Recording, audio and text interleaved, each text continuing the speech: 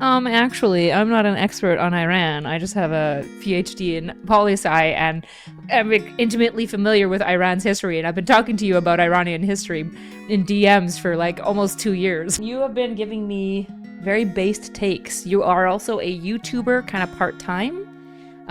You get less love than you deserve, that's for sure. Tell us about yourself. Who are you? I go online as a liberal professor. I have a YouTube channel. I make YouTube videos about liberalism because I really like liberalism. I think it's one of the greatest political system ever invented. Sometimes we talk about video games and their relation to liberal democracy for all you gamers out there. I am Canadian, but I was born in Iran. I lived there until I was like 14. I speak the language. I understand the culture somewhat. I find the country very interesting for a number of reasons. And the first one is that a lot of people who think about Iran, they have this like idea that it's like a bunch of crazy mullahs doing crazy things. While on the other hand, some people who just looked at Iran, they see like an axis of resistance, resisting the global hegemony of the West. And both I find to have elements of truth in them, but at the end of the day, Iran is a lot more complicated than a lot of people give it credit for. And it doesn't take and history, interesting enough, when people talk about history of Iran, history is one of those things that you don't really feel it and you don't really see it. So people generally go as far back as they can remember.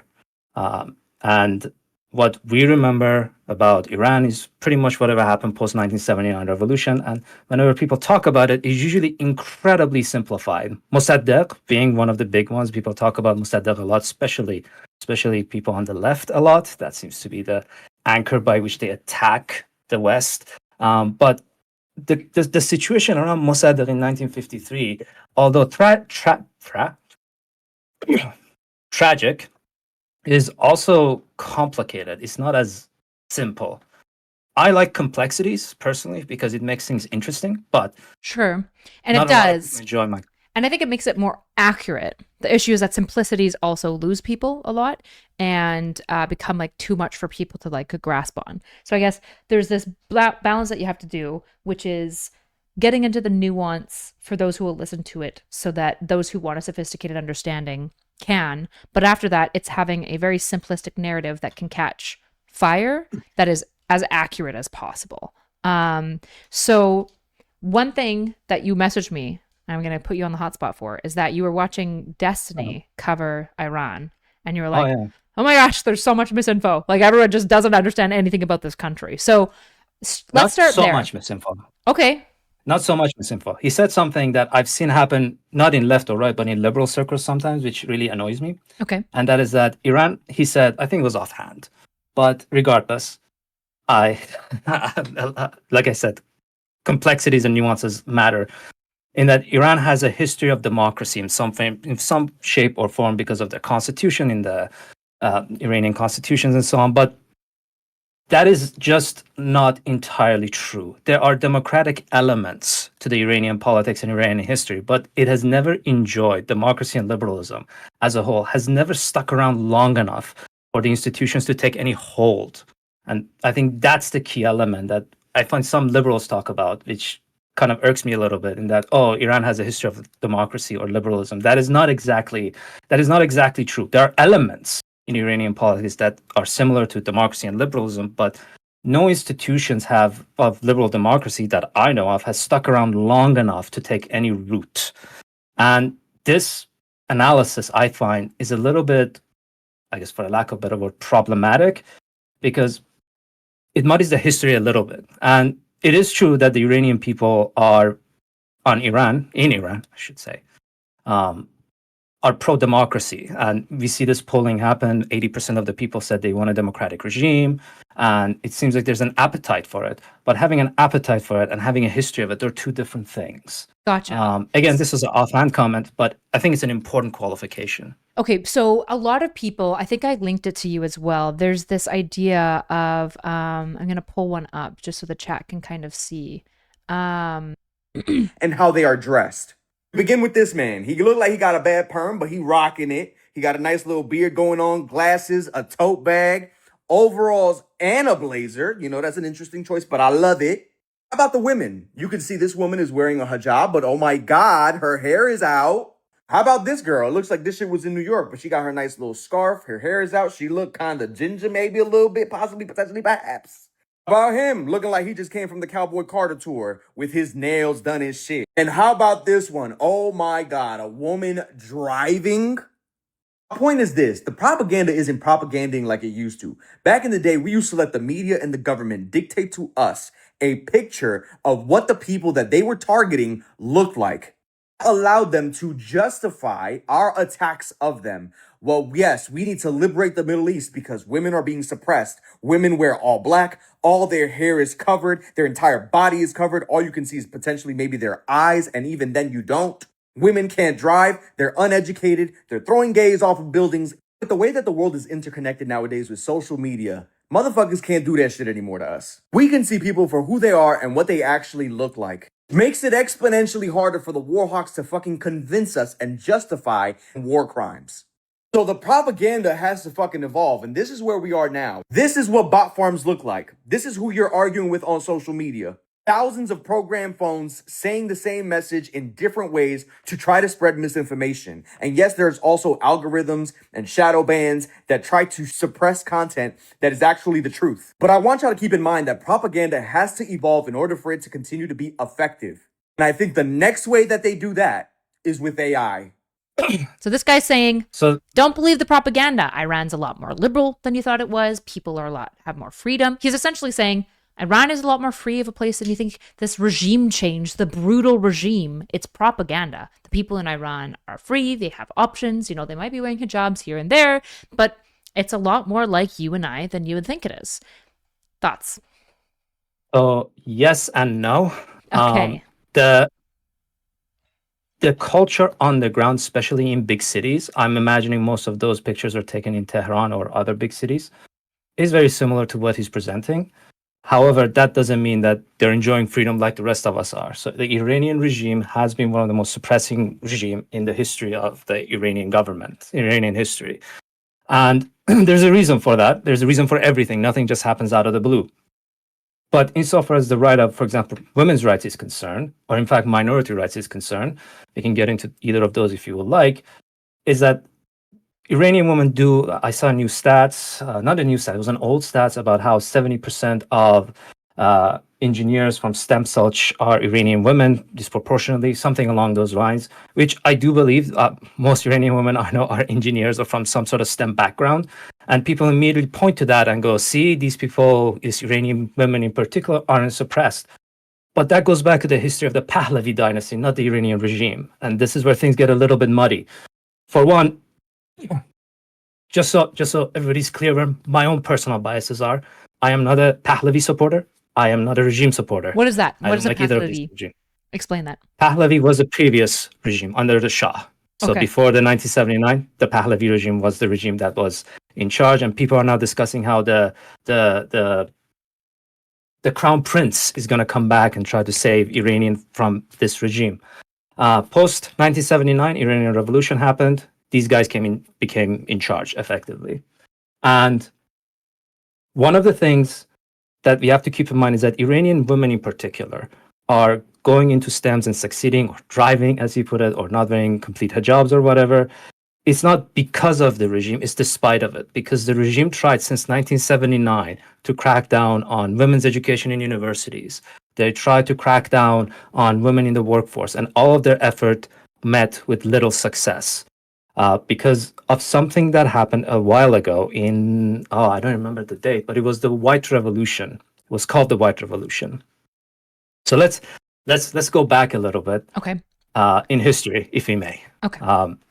Start with the Pahlavi dynasty. There are other dynasties. Iran has always been under a kingship of some shape or form, but I think for our purposes here, Pahlavi would serve.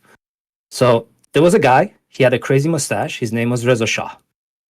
And he was effectively a king that came from a military background. He was a soldier, and he walked into Tehran one day and effectively became king. There's more complicated stuff that goes into it, but for the sake of simplification, for the sake of starting the conversation.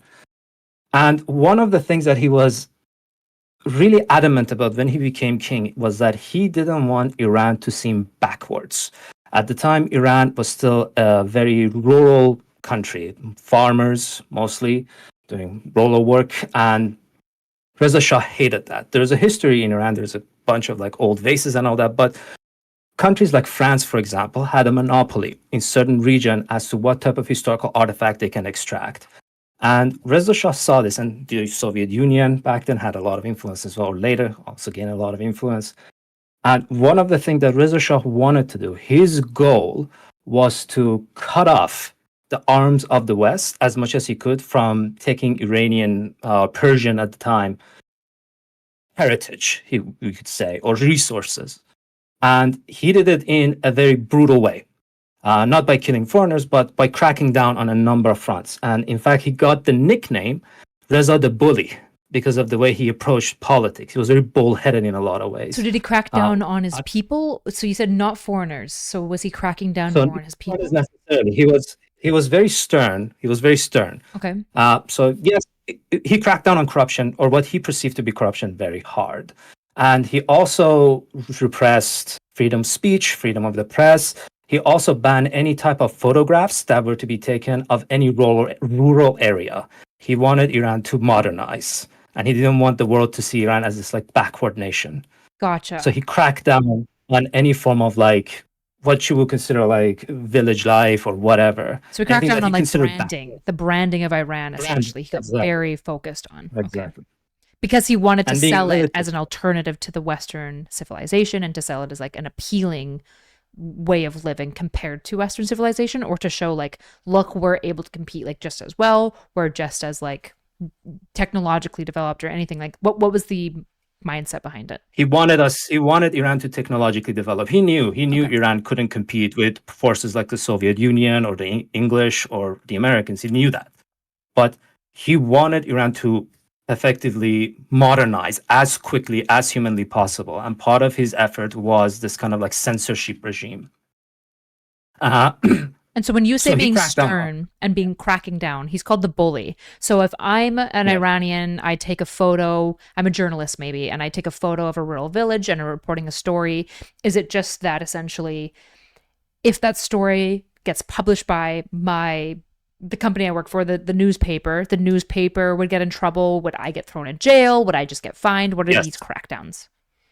Well, it depends on how many crimes I guess you committed. But yes, the newspaper most likely would get either shut down or some sort of censorship.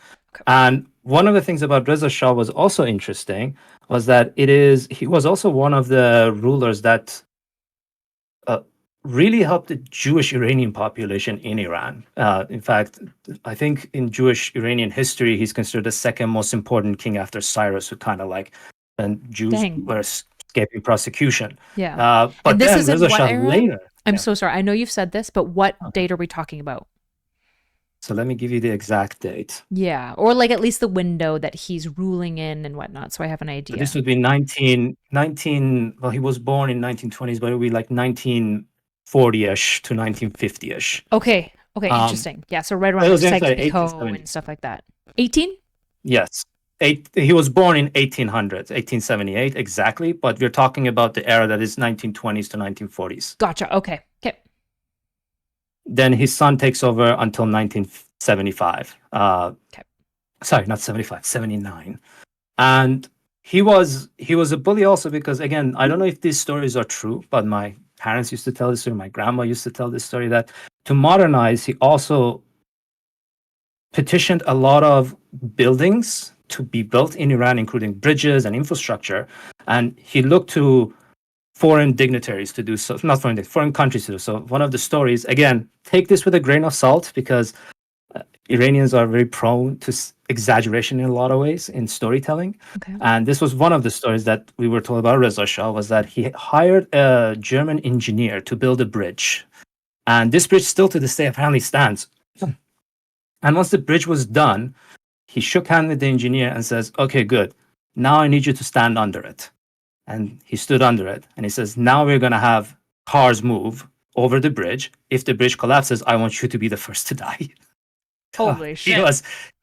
He was a kind of like a little bit, I don't know how true again this story is, It could be just Right, it's myth. mythologized, but it is possible that he essentially said, if that bridge doesn't succeed, your head's coming. Like, your head's gone.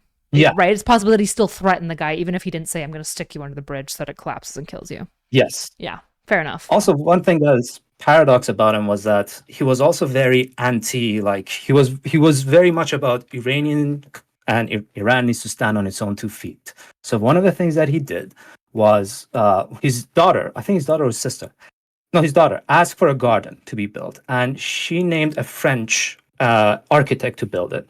And Reza Shah just tore up the paper and says, either you have to find an Iranian architect or no architect. So he has a kind of like a back and forth in this sense. He wanted Iran to prosper, but he understood he couldn't do it without some Western engineering and knowledge, because again, Iran was very rural at the time. He's kind of pushing it forward.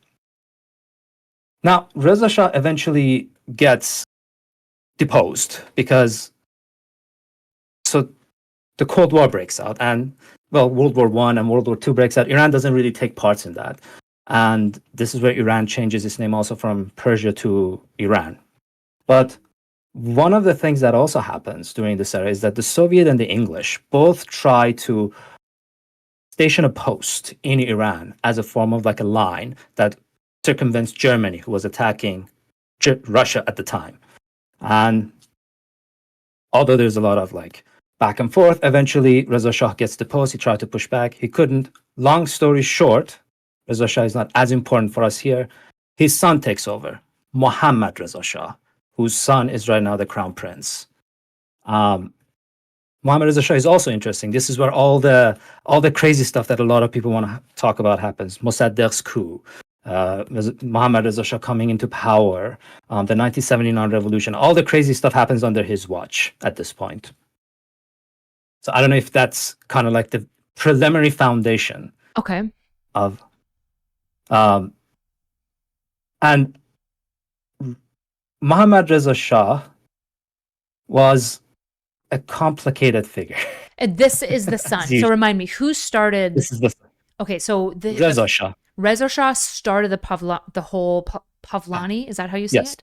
He started the regime. Pahlavi. Yes. He started the regime. It was his. Okay. He took it from the previous regime, from the Qajars, or Qajars, as done. Which we bypassed how he did that because you said it's also complicated. Yeah, it's not. It's there's always going to be a whole other conversation. Yeah, exactly. Yeah. So his son. Let's start somewhere. So we're now focusing in on his son. So his son is ruling from about the 40s to 79, 1940s to 1979. So his son. So let me give you again exactly when his son started to rule. So one of the things that happened with Reza Shah, though, is that because he was effectively ousted through the British force, he kind of lives in disgrace. And he goes to South Africa, and that's where he dies. The son? He dies... No, the father. The father dies at 1944 in South Africa. Why did he live in disgrace? Because... I'm going to be honest, I'm also a little bit muddy on the details on why he lived under disgrace. But what I do know is that he couldn't push back on the British and the Russian influence into the country. And this led to a lot of people becoming a lot more disenfranchised with him. That's my understanding. And the British and Russian interest, was that oil driven? Like, was it natural gas driven or was it proxy war driven? What was the interest for British and Russian control? This gets also complicated because at the time, Russia was at war with Germany, Nazi Germany. They needed a route that circumvents Nazi Germany. So the British and the Russian kind of like went into Iran. I was like, this is going to be a good spot to like find some sort of route between the two. So this is British and Russia, but they're still kind of working together. Yes, this is before the Cold War. Okay, that's really, really important to know. So British and Russia, they're not proxy warring. This is not, they're coming in to Iran or trying to, and they push the Shah essentially to get into Iran with the goals of circumnavigating Germany. So, no, they originally work with the Shah, but then the British leave, the Russians stay. And the Russians are like in the north, I think the Azerbaijan region, which is kind of like a northern part. They want to carve their own like sphere of influence. Okay. Because that's what the Soviets did. They always wanted to have their own sphere of influence with the Iron Curtain. And Azerbaijan was. And the Reza Shah didn't like that. He didn't want that to happen. The English didn't like that. The British didn't like that. They didn't want that to happen. They constantly pressured Russia to leave. They didn't. Eventually, that led to a war. And eventually, Reza Shah was deposed. And he's a complicated figure again, but his son takes over. Okay. His son is originally not that bad, but one of the also issues with his son was that, and there are news on this, is that he wasn't educated. His education is complicated. He was very, very, very French in a lot of ways. Okay. His son. He spoke French. Yeah. Was he spoke French. raised in France? He studied in Switzerland. I think it was Switzerland. Was his mom But French? he- What's he the loved French it. confusion that's going on here? No, he was just enamored with French culture, which is fantastic. French culture is awesome, but he also really loved France. And when he became king, it was a complicated emotion because on the one hand, he was Iranian. He that was his destiny. Okay. But on the other hand, he wasn't Iranian in mind. He was French in Right. education, in mind, in speech, in love. Like if you, I even remember, I wrote this down somewhere, which is very interesting. His favorite political figure was Charles de Gaulle, and it's a very odd thing for a leader of a nation to like the leader of another nation. So that's my favorite historical figure. That's my favorite. Especially leader. when your dad is the leader of the nation. At one point. It's kind of weird. It's very spicy. How did the Iranian people, particularly, was he Persian in descent specifically as well? He was Persian. So again, Okay. Reza Shah's lineage is also complicated because his grandfather was Persian, his mother was Georgian. Okay. But Reza Shah himself, both his parents were Persian, so he was Iranian by birth and blood. So how did the Iranian people feel about his love of the French? Originally, they didn't really mind as much because things were moving on smoothly. Iran was economically prospering, and he did something in let's jump forward a little bit, which is my favorite era, 1963, jumping a lot now. Okay. And we can talk about Mosaddegh, which happened in we're 1950. past a couple of wars. A couple of wars have happened. A couple of wars have happened, the Cold War and all that. But we can talk about the Mosaddegh coup if you want. I'm absolutely open to it. But one of the things that happened in 1963, go ahead. I'm just writing that down so I remember to come back to it because I definitely do want to come back to it. If I'm getting any dates wrong, my apologies. There's a lot of dates going around. That's okay. You're okay. Everyone's really enjoying it. This is fascinating. Oh, great. Yeah.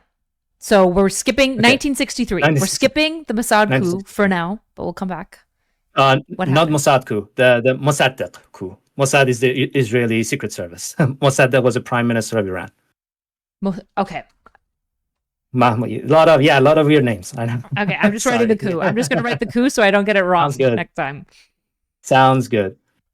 So 1963, let me get this exactly right. Was it 1963?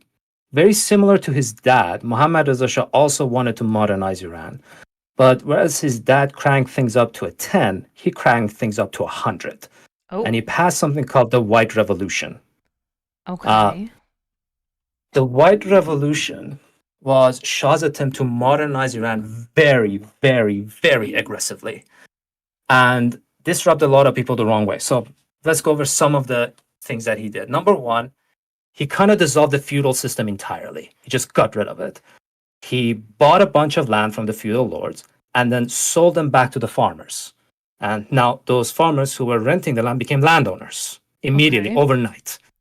And the interest apparently was, I don't know what the interest rate was. That's crazy. Yeah, it was a very aggressive. Because there's no way that they could afford it. There's no way that they could afford it. And now they own, is he the crown at this point in time? He's the crown. He's the crown, yeah. So he's the king. These serfs, now landowners, owe the crown, I imagine, a lot of money because they're landowners of land that they can't afford. And did he forcibly take the land from the feudal lords, I'm assuming? Like he purchased it, but it was essentially like a forcible purchase. Yeah, you have, when the king comes and says, I'm buying your land, you really don't have much of an option saying, eminent no, I'm good. It's like eminent domain, but like dialed up. Yeah. Yeah. So he bought all those lands and apparently he sold them at decent price with very generous interest rates. So a lot of new landowners were very happy, and you can see like videos of them like dropping and kissing the feet of the Shah, and they're like, "Oh my God, we have lands and all that." Another policy which he passed, and this perhaps a big one, even bigger than dissolving the feudal system, was that he gave women not only the right to vote but also the right to run for office. And this Overnight. was huge. It was huge. And you Okay. could see like women, even though they didn't have the right to vote at the time, they went to the polls to vote for this policy anyway. And it was overwhelming success. So pause. So because describe to Yeah. me the culture. So we're talking this is still 1963? Yes. Okay. So 1963 Iran before this policy. I know what Israel was kind of like in 1963 because most of my history in this area is around Israel just because I was writing a video on it. What is culturally, how conservative are they? Are women still are they, how Yes. Muslim is the country? Because I know They Persian are, very. it was very conservative at the time. Okay. But it was also seen, it was sold. I should also be clear when I say overnight, that may be a little bit hyperbolic. It didn't happen in 24 hours. It was a policy that was being implemented within a year or so. So this was happening in 1 year, which is still incredible. Yeah. But another things that he does is that he forces everybody to get an education also, including women again. So the literacy rate goes from 26% to 46%. Which is, okay, this is crazy because as a liberal, I'm hearing this and I'm just like, let's go, motherfucker. Like, obviously, though, accelerationist policy in general tends to be rough for like Rachel Notley in Alberta is a good example of, again, it's a democracy, but the NDP in Alberta, because Rachel Notley won and was so aggressive in her policies so quickly, I don't know if the NDP will ever win in Alberta ever again. Everyone hates the NDP because it was too quick, right? The population wasn't ready. So it's a really interesting study because what he's doing is essentially liberalizing in a way that like most Western democracy liberals would be like, these are good. But obviously the people are not ready for that. They're not on board. I imagine that causes a lot of instability. Yes, especially within the clergy class.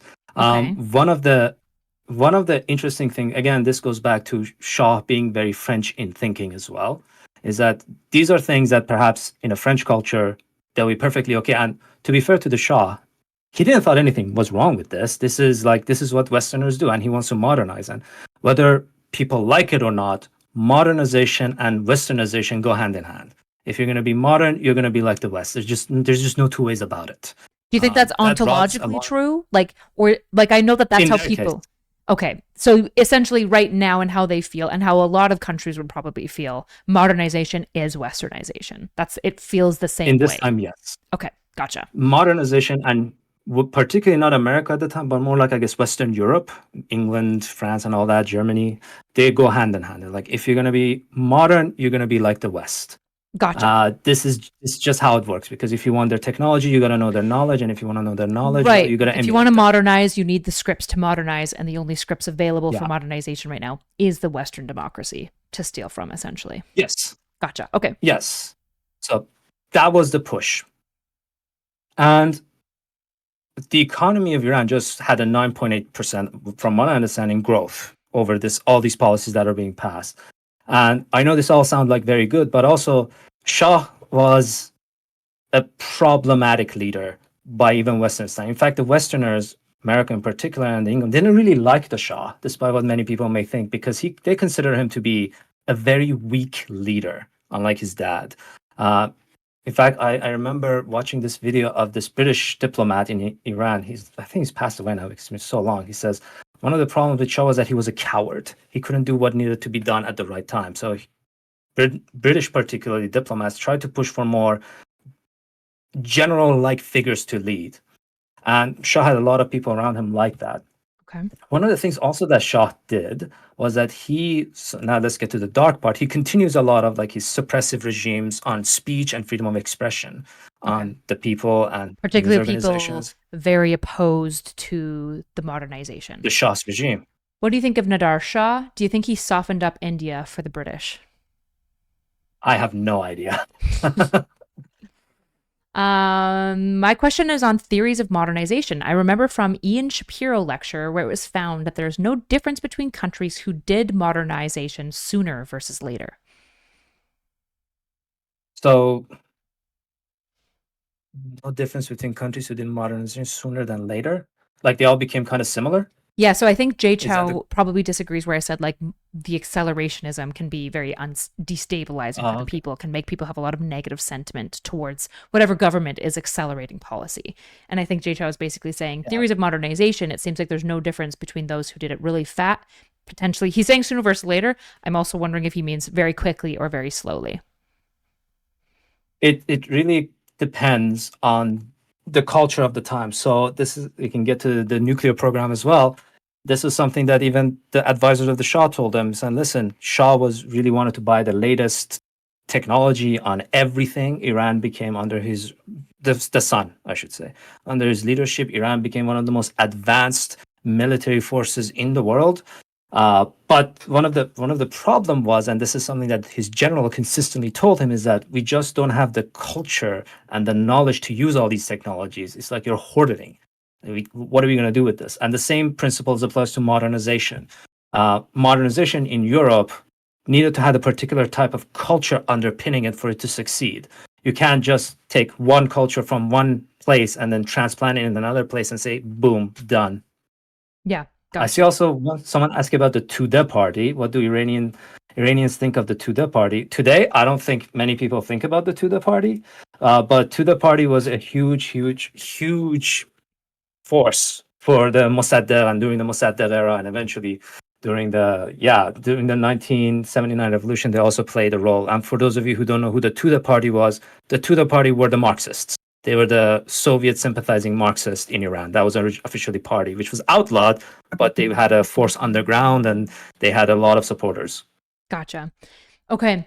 One last question from Bastny. What does mord mean? It's on an anti-Shah protest poster. Do you know anything about the word M-O-R-D, mord?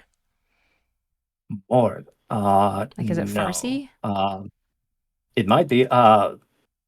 Mord. If I can see the Farsi one, maybe I can like say, but no, that doesn't ring a bell to me. Gotcha. Do you mind if people like notables from my Discord ever DM you? Yeah, no, go ahead. I can vouch for All good. Bastany. I'm very familiar. He's a good guy. I see Vash Stampede asking what question or resources do you recommend? I would always recommend starting with Wikipedia. That's always a good starting point because it gives you very foundational knowledge. Yeah, it does. It does. It does give you foundational knowledge. It might be, whether it's right or wrong, doesn't matter. It gives you a foundation. You know where to go. You see the citations. Now it's gone a lot better. I really like Hamid Algar and Farhang Rajoi's books on these. They're pretty good. But those get into a lot more theory and get a lot more like into the nitty gritty of things. But yeah, that's always a good option. Okay. Algar is pretty good. Rajai is pretty good. Aga. Yeah. All right. Where we left, Shah was a problematic leader, even by Western standards. Yeah, but you said, so is he problematic because he's weak? Or is he problematic because he's cracking down in nasty ways? So that became a problem under Jimmy Carter, who wanted to enforce human rights. And he saw Shah cracking down and he says, this is a violation of human rights. So he started like putting more and more pressure on the Shah. And he was very big critique of Reagan, who was in support of the Shah because, well, Shah did a lot of things for the Americans at the time. But the reason why he was a problematic leader is because he really didn't understand the people. And for two, he was not able to make decisive actions. So one of the things that happened at this time, if you want, we can also talk about Mosaddegh because this might get a little bit ahead, but up to you. We can ask about it later. We can go back to it later. But you're the professor. You tell me what makes more sense. Okay. So let's talk about Mosaddegh. No, Mosaddegh is going to be such a complicated issue. So let's not talk about Mosaddegh yet. Okay. So one of the things that also happens during this time, like you said, especially with the women's rights, women getting the right to vote, women getting the right to get educated, run for office, and the hijab not being mandatory anymore. You see a lot of people, particularly a lot of women, dressing like they're in the West. Pretty much you can see everybody likes to like point out to the pre-revolution pictures, like women are walking in mini skirts and all that. That was because of the white revolution. That's what led to it. And is it called the white revolution because it's talking about like white people? Like it's literally calling them... No. Okay, why is it called the white revolution? Called white revolution. I have no idea. It's a name he chose. Oh, really? He just chose it. That was what it said. We were going through the white revolution, and white does play a lot of roles in like I know that there was also a women's rights movement where everybody wore white headscarf as a form of protest. So this kind of became against the regime, current regime, I should say. Gotcha. So yeah, It's just interesting because when you look at like the Bolsheviks versus who did they take over from before the Bolsheviks in Russia that later became Soviet Union? The White Army, because there's the Bolsheviks and then there's the White Army, and the Bolsheviks are they're known as like the Red Terror. So it's just I'm curious if it had any influence from that, but maybe not. Maybe. I don't know why he called it the White Revolution, but he did. And yeah, that's as much as I know. But what I do know is that this really, really made the mullahs angry. So do you remember So also there's another thing that I should note is that at this point, the Shah also has a secret police known as SAVAK, SAVAK. This is like Shah's secret police, kind of like the CIA kind of thing. And they get a lot of training from both Mossad and CIA and what's the British one? They get a lot of training on how to conduct secret operations. So this was Shah's secret police. And one of the things that they did was that they would go and people would say they would torture people. They would shut down dissent. That was their job. So one of the things that really got underneath the mullahs, and mullahs, I mean like the ayatollahs today and all that, the one with the turban and the jacket and everything, really got under the skin was the right of women to vote, because this was considered, this was considered a huge no-no according to their religion.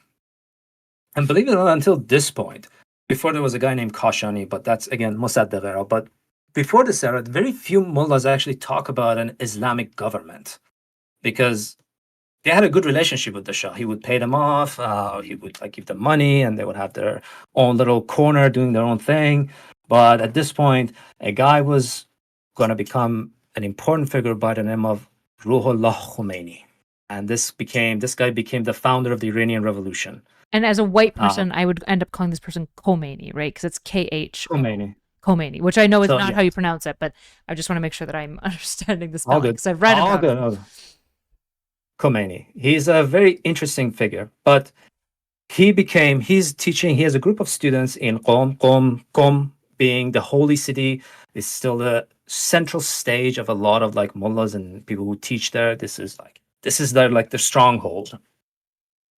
It's kind of like you can say, for example, I don't know, if New York is a stronghold of all liberals, that's where all liberals go. This is where all the mullahs would go. That's their school. That's their center. So is Khomeini, is he a mullah himself? Like, is he noted as and for those who are unaware, a mullah is kind of a religious Shia figure. In the Shiism, I don't think the Sunnis have that. Would it be exclusive to the Shia? So for kind of like a teacher, kind of like a priest. It'd be like a priest. Yeah. Yes. Yeah.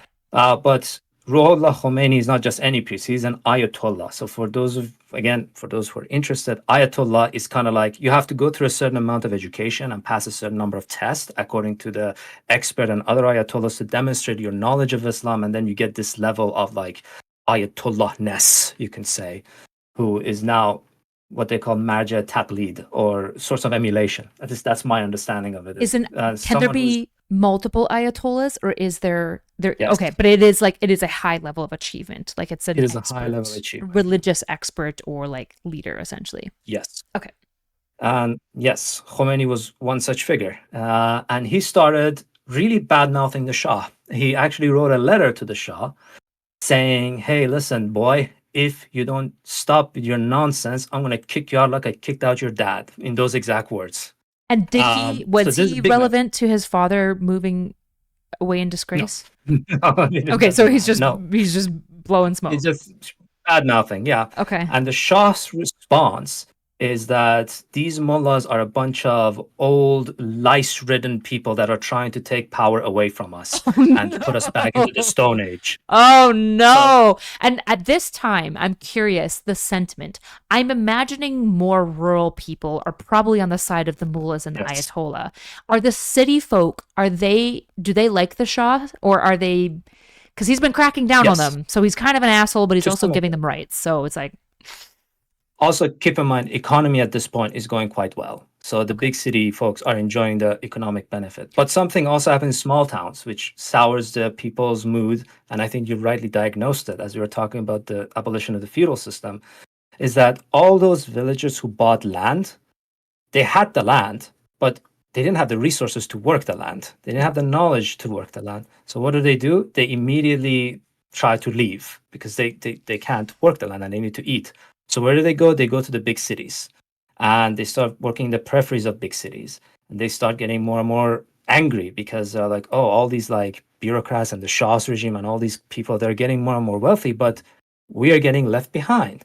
And this is not fair.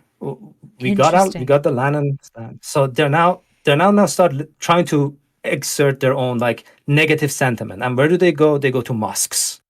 They go to mosques where the mullahs are speaking. That makes sense. That's so interesting, right? Yeah. Because in some degrees, you've got this liberalized policy where they're trying to give the land back to the people and trying to modernize the country as quickly as possible. But the problem is that it's born in like a lack of understanding of what this is, like the argument almost for proceduralism, which is that like there has to be the education, qualifications, and support for the transition.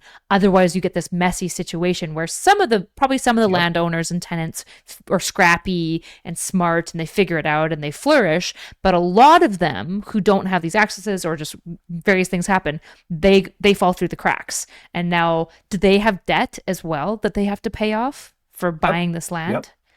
Gotcha. Yep. And so is there like a bankruptcy system that's effective where they can just like declare bankruptcy? I don't know. That's fair enough. Question. Yeah. Because if this debt will follow them forever and they're like, fuck you, like we weren't ready for this, especially because by now you've probably got the children of those people who got the land. So they're not even getting the yay rah rah of the land. They're just getting all the shit that came with it and all the destabilization. And as we know, destabilization tends to affect poor people the most. Typically, They tend to pay for it. Now, true. Okay. Let's quickly talk. Now, I feel like now I have to talk a little bit about Mosaddegh. How much do you know about Mosaddegh? Because this is something that I know that left people really like to talk about the coup in the United States and all that. Not very much at all. Whatever you've shown me, is the only thing I would know about it. Okay. So Mosaddegh was a prime minister of Iran, and this happened. Oh man, this happened in the 1950s, I believe. And this is the person that they vote for, right? This is the democracy part. So he's voted in because they have the feudal system and the president. Okay. Yes, and they have the king also. The Shah is still there. The son is still the Shah. So he's now king. Now they have a president, which is Mosaddegh, and he's left in charge of the domestic affairs and so on, and he's taking care of things, so to speak. And his pet project is to make the British Oil Petroleum nationalize. He wants to make that, I think it's called British Oil Petroleum Company. So he attempts to nationalize the oil and take the oil away from the British. Now, the British disagree. And people usually argue this led to a coup because they just wanted to take their oil. But again, this is a little bit complicated. So what happened was that Iran didn't have any capacity to extract oil. The oil was being extracted by the British using their knowledge, using their technology, using their capital. Oh, I've heard about this, but it was like a crazy deal because wasn't British getting like 84% of the revenue from the oil? They were getting 84%, yeah. Yeah, and they were getting 16%. And I think I was watching some guy talk about this like 2 years ago, and he was like, look, make deals with people high on opium because then you get insanely favorable deals. Because typically these deals should be closer to 50-50 because it's Iranian oil, even though it's British technology doing the extraction. So understandably, Iran, as they're developing, they're like, well, this sucks. Like what? Like what? We're just like liquidating our oil. Yeah, the British didn't want to, not the British government, and this should be emphasized, not the British government, but the British company. Yeah. It's a private company that wants to like keep the oil. And you mentioned 50-50. Mosaddegh offers them that, exactly. So we can either buy you out or you can go 50-50. And the 50-50 model is quite interesting because that was the model the American exercised around the region at that time. So the Americans also had oil producing, oil extraction resources or companies or whatever around the region. And they were going 50-50 with the local population. Oh, wow. So in Iran. Mosaddegh offered them that. No, not in Iran, in other regions of other, Iran, like in Afghanistan, Iraq, and stuff like that. Okay. Yeah. Well, I think Afghanistan, but maybe in Iraq and Saudi Arabia. But what I do know is that the Americans had a 50-50 model. Okay. The British didn't want that model. They said, we don't want to do this. We are not going to give you an inch. And Mosaddegh didn't want to give them an inch. So he kind of nationalized the oil. And this pissed off a lot of British companies. Not a lot of, but this one particular British company, British Oil Petroleum, or whatever it was called. So they start sanctioning Iran, making sure that they can't sell their oil. This led to a couple of problems. The biggest one being money and financial situations and so on. But when you say they started sanctioning the oil, Iran started sanctioning the British company. No. Britain decided to sanction Iran and not let them sell any oil. Oh, so because they nationalized the oil. Government supports the British private company. Yes, that's what happened.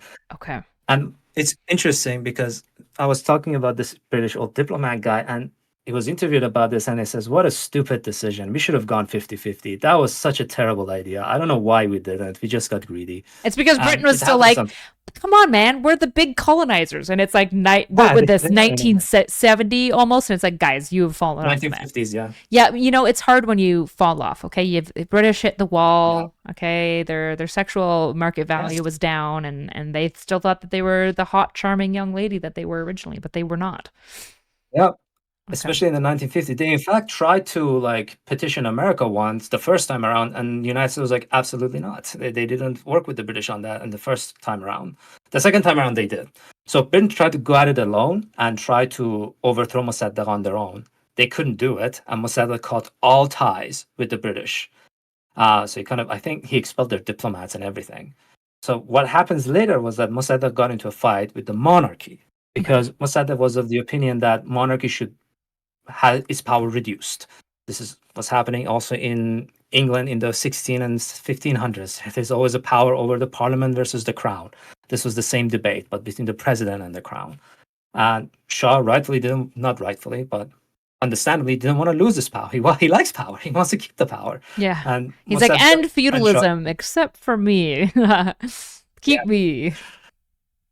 So at this point, Mosaddegh seeks support from the religious people. And at this point, Khomeini is not in the picture yet. This is 1950s. There's a guy named Kashani, and Kashani was an Ayatollah also. I think he was an Ayatollah, but he was a very high-ranking mullah. But he was also one of the only mullahs that talk about Iran.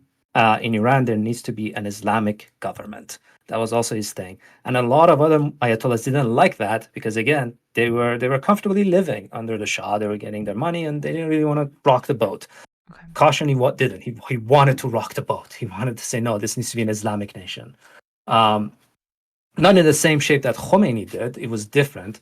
And if you ask him, he said, he just wanted a democracy where people lived with each other under the Islamic laws and Islamic morality.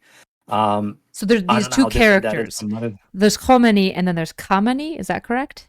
Kashani. Khomeini and Khamenei are the two supreme leaders. Khomeini being the first one, Khamenei being the current one. Okay. Kashani was a different one. Okay, and Kashani, was he also in Iran? Was he an Ayatollah as well? Yes. And he was the one crying for an Islamic state? Not crying, but arguing for it in his schools. Okay, gotcha. At this point, it's very hush-hush. Khomeini is saying, screw you, the Shah, you're a stupid poo-poo. But he's not calling for an Islamic revolution yet. He's not calling for Islamic rule. Not yet. Okay. Also, keep in mind, Khomeini's dispute with the Shah starts in 1963. This is 1950, so it's still before Khomeini's time. Oh, okay. He still hasn't become prominent. Kashani is a prominent guy. And the reason why Kashani is a prominent guy is because he ends up supporting Mosaddegh. So Mosaddegh realizes that there is another coup by Shah who wants to overthrow him and put through one of his generals and put a puppet president in charge. So Mosaddegh goes to the Shah and goes, listen, I want to take control of the military. This is within my constitutional rights. You can abdicate it and give it to me, or I quit. Okay. Shah goes, no. Mosaddegh goes, I quit. So Prime Minister goes to government, to the Shah. Yes. Threatens to quit because he wants power of the military. Does he want power of the military specifically because of British oil? So that he can kick them out? No, because he knows there's a coup coming. He hears that there's a coup coming for him through the military. Not Kashani, no, through the king. The king is coming to coup the president and kick him out through the using the military. So he tries to take charge of it to stop the coup. Gotcha. And the king, of course, goes, no, of course, you can't have it. No, you can't have it. He goes, I quit. Okay. So that way he can't be couped. Okay. Now, this is where Khashoggi comes into play. Khashoggi didn't like the Shah. He wasn't particularly fond of Mosaddegh either because Mosaddegh was a secular. He was not a religious person. So Khashoggi gathers his supporters and start not rioting, but start demonstrating for Mossaddegh's return, putting pressure on the Shah. And this is the first taste, in a way, of the mullahs getting of political power, because not only do they successfully bring Mosaddegh back, Khashoggi actually becomes kind of close allies with Mosaddegh for the time, not permanently, but for a very limited time. Interesting. Okay, so the king basically agrees to reinstate the prime minister. Mosaddegh, yeah. Interesting. Okay. Mosaddegh comes back in charge. And at this point, because of the sanctions, Iranian economy is starting to go down. So it's not doing well. Khashoggi lobbies Mosaddegh to put a couple of his kids in charge of certain ministries. He goes, listen, we need religious people in charge. My kids are religious. I saved you. You're in politics. Because of me, I want some nepotism, baby. Let's go. Okay. And Mosaddegh goes unequivocally, absolutely not. I don't want religious people in politics, especially religious zealots like you guys. So he puts very secular people in charge. Uh-oh. This really makes Khashoggi angry. I'm sure it and does. He withdraws his support. So what happens now is that you get the third party that comes into play, which is the Tudeh party, which are the Marxists. They come to support Mosaddegh because they realize that Mosaddegh has his back to the corner. There's not much support power for vacuum. him, so they move in. He needs supporters. Gotcha. Yeah. At that point, Mosaddegh and the Tudeh party were also not getting along because Mosaddegh was very liberal-minded. He's not a communist. He's not a Marxist. And when you ask the Tudeh party folks, they would say, yeah, we are very much loyal to the USSR. That's our big brother. So now Mosaddegh has the support of the Tudeh. So summarizing, just to make sure I'm understanding, you've got the president, Mossad with a T? Mosaddegh. Mosaddegh. Mosaddegh. Yeah. Okay, you got the prime minister. He quits because the coup is coming. And the religious extremists see a power vacuum to try to get some power back in. They think that they can basically get support behind him. They do. And he gets reinstated. So the religious people are like, yes, all right, now give us power. We earned it for you. And the prime minister is actually a principled, at least according to what he believes, says no. Now the Marxists are coming in to fill that role. Do the Marxists get any power grab from Mosaddegh? So he has to. They don't give power, but because he knows that he's their only supporters. They are now, because at that point it was illegal, and they are supposed to be underground party. Now they're starting becoming more and more up and up. They're starting to get more legitimacy in that sense. So this is kind of like a symbiotic relationship between them and Mosaddegh. Okay. But as you can imagine, during a Cold War era, having a Marxist party supporting a major oil-producing nation and supporting their prime minister doesn't bode well. Yes. He's probably a bit of a capitalist, I would suspect. Yes. So the Americans, especially during, I think it wasn't... Who was this that did? Oh, the name should escape me. It was Eisenhower, I think. Was it Eisenhower? Let me quickly check. So we're still in the late 50s, early 60s right now? Yeah. Okay. 1953, roughly. Okay, 50s. See, who was it? I think it was Eisenhower. Yeah, it was Eisenhower. Eisenhower looks at this and goes, well, this is a big no-no. You can't have that. You can't have a Marxist party supporting this much regime. So he probably calls Mosaddegh a Marxist himself because he's supported by them. Yeah. Okay, yep. Yes.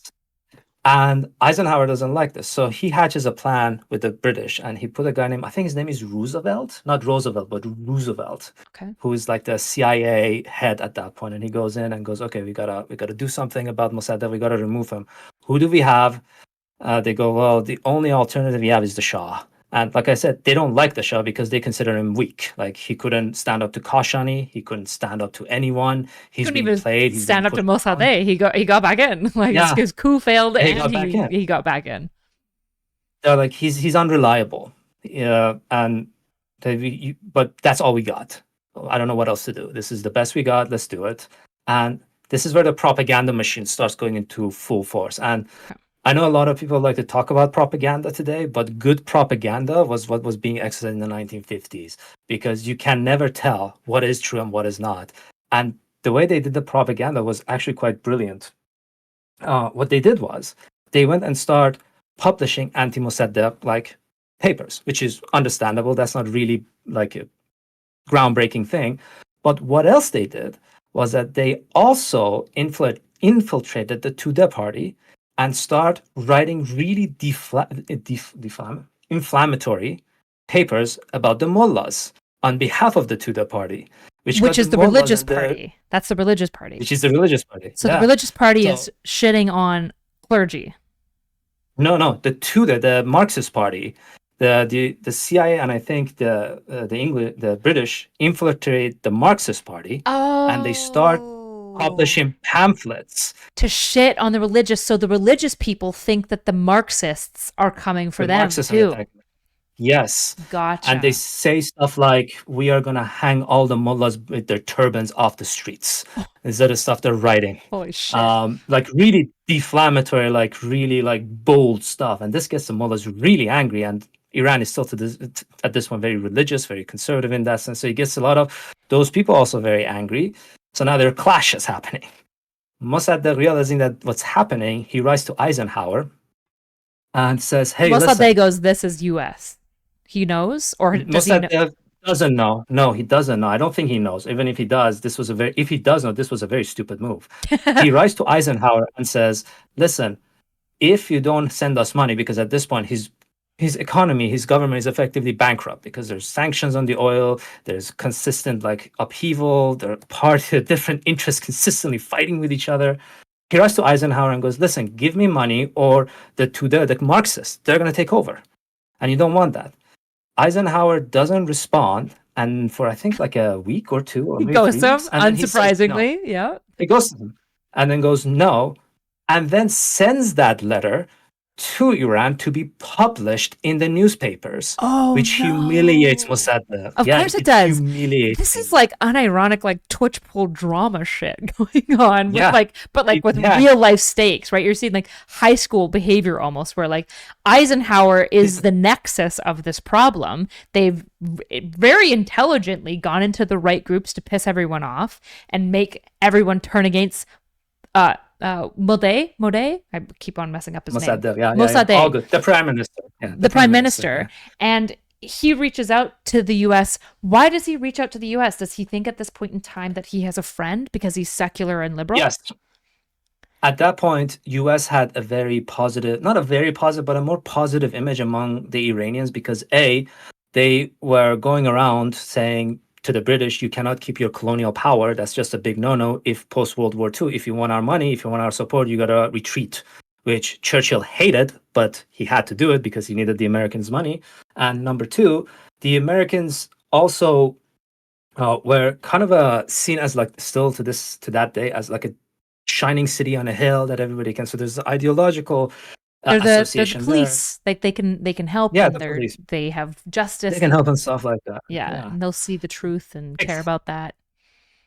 Also, I should be very precise. This is not the perspective that everybody has. Like the Tudeh party at beginning accused Mosaddegh of being a stooge of the Americans because they weren't supporting him. At some point, the religious people accused Mosaddegh of being they're the ones British getting manipulated by the Americans to topple Mosaddegh. And the only reason that Mosaddegh is being toppled at all by UK, Britain and US at this point in time is because they wrongly believe him to be a communist. At this point, yes. And at this point, Mosaddegh is also becoming unreliable.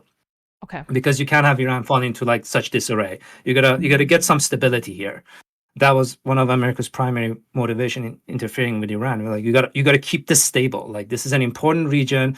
The Afghanistan war happened. The Russians are trying to like push we need a bulwark here. You can't just keep tottering here and there. Right. Because the threat of the Soviet Union was a real threat at that point. we don't really consider it nowadays, but they were. Yeah, they were especially in expanding. like the 50s, like they were really starting to get a lot of the Iron Curtain was coming down effectively over a lot of countries. I don't know how many by the 50s were occupied essentially by the USSR, Belarus, Poland. I'm not really sure. Ukraine might have as well by this point.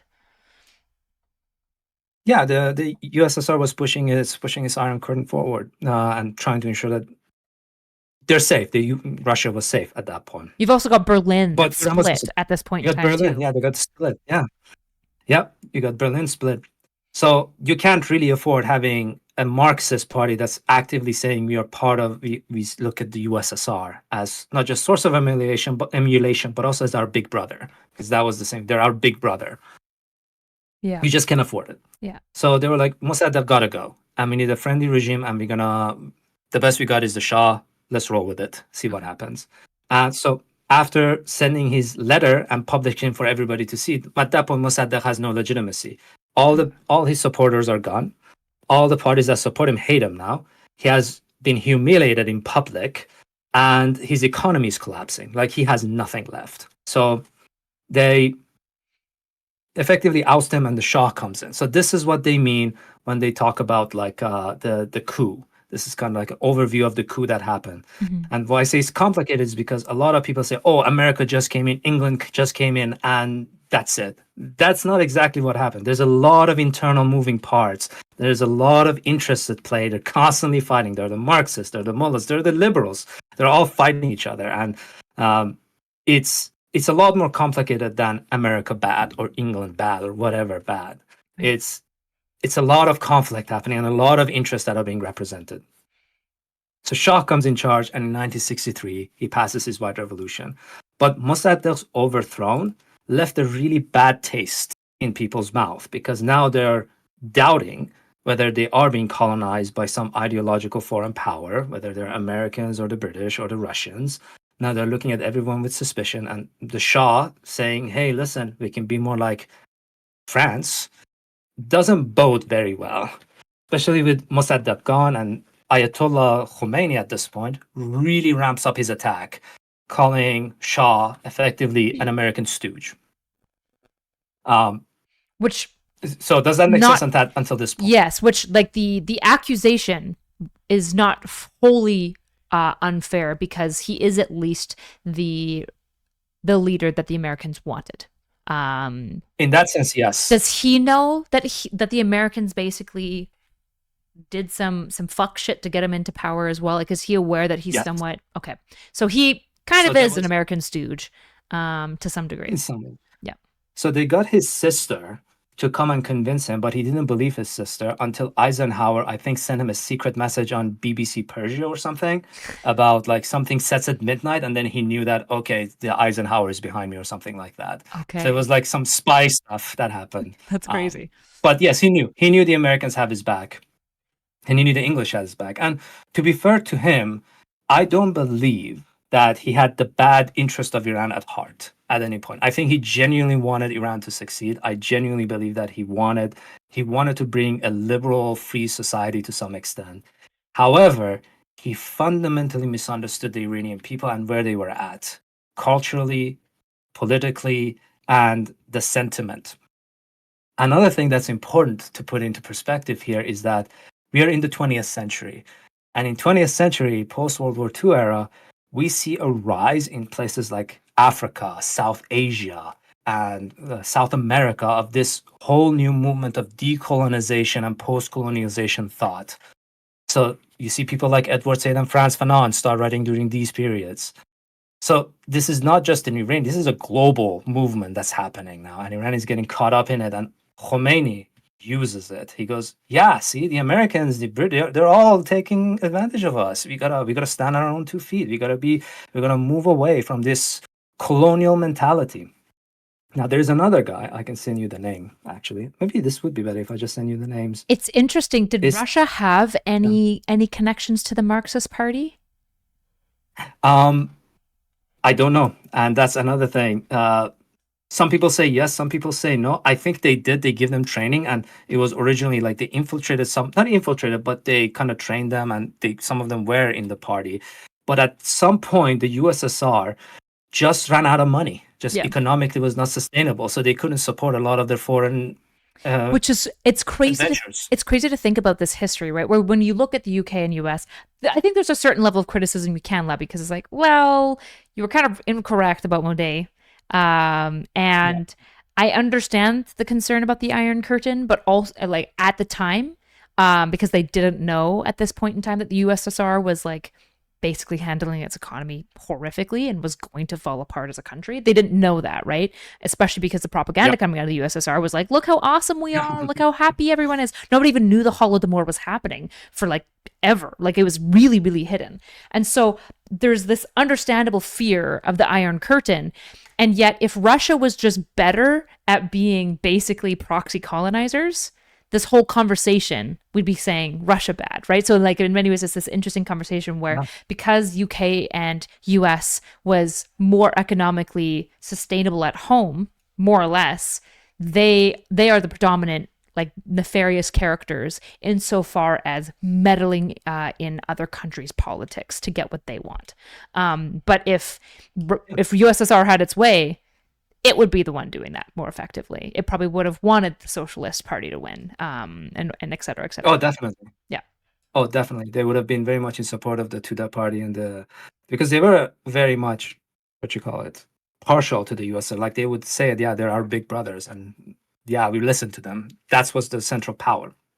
Yeah. I sent you a link. It's a Wikipedia page. You can check this guy. This is a guy that a lot of people don't know about. But his name is Ali Shariati.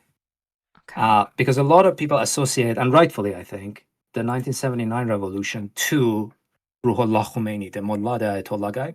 Mm-hmm. But this guy also had a huge role to play. Like I said, during this period, you see a lot of like post-colonial movements and decolonial movements. And this guy was the philosopher, the Iranian philosopher version of that. And he used the term called West toxification, which means someone who's intoxicated with the Western ideals. And okay. So he's very anti-Western. He's very anti-Western. And he uses Heideggerian philosophy and other philosophy, interesting enough, to argue That's crazy. Listen, I love Heidegger. Yeah. not the Nazi part of Heidegger, but I really actually like Heidegger's writings. Maybe this is why I despise Heidegger, but interesting. That's how people feel. They either really, really like Heidegger or they fucking hate Heidegger, and there's like no one in between. There is no in between. You either like him or hate him. There's no in between, and I'm part of the hate camp. Maybe this is why. But he was effectively the pioneer, because every political movement, even something like the Iranian Revolution, needs some sort of underlying philosophy to make sense. Shariati provided exactly that. This guy was a philosopher of that. This guy coined the term. I don't know if he coined the term or he used the term, but it was called third worldism. And basically the idea that he was using was that it's not the USSR, it's not the American sphere, it's like the worlds that have been influenced or colonized by a lot of American and Western and Eastern powers. And now these worlds need to stand on their own 2 feet. And to do that, we need to shed away our like West toxification, or this intoxication about Western things. So his argument was that we got to go back, in the case of Iran, we got to go back to this Islamic Shia heritage that has, which Ayatollah very much like that. So Shariati was also a very influential figure during this time, and he was effectively the academic branch of this like Islamic movement. So he's also very important, but he died. I think he got assassinated. So that left Khomeini effectively uncontented. His power effectively became like, he's the only one now. There's no one else. Who do we know who assassinated him? Obviously, it's going to be more speculative. Did anyone claim it? I actually don't know. I should have researched that, because I know he got assassinated, or maybe he died, actually. Let me check real quick. That's a good question. I'm pretty sure he got assassinated. Because it's essentially like whoever assassinated him must have known that if he dies, Khomeini comes into power. But at this point in time, is Khomeini noteworthy, or is he kind of like... Yes. Or is he at like... this point, he's becoming more noteworthy. Yeah. Is he the second position horse though all the time. You know, like if you've got like the Seabiscuit and the War Admiral. I don't know if you know this reference at all, but essentially No there are idea. two racehorses that would race against each other all the time. And Seabiscuit is like a famous name because he broke all these records, but War Admiral was always second to him by like minuscule seconds. So the argument is like, if Seabiscuit didn't exist, War Admiral would be the great name. But unfortunately, Seabiscuit just did exist. And so nobody gives a fuck about War Admiral. Even though he was an incredible horse, an incredible like racehorse, nobody gives a fuck because Seabiscuit existed. So get fucked, War Admiral, basically. I've never heard that, but that's interesting. There's some horse lore for you. So essentially, is he the War Admiral of Ari Shariati? Is that what it is? Yeah, Ari Shariati. Yeah, and the suspicion is that the Savak assassinated him. Okay.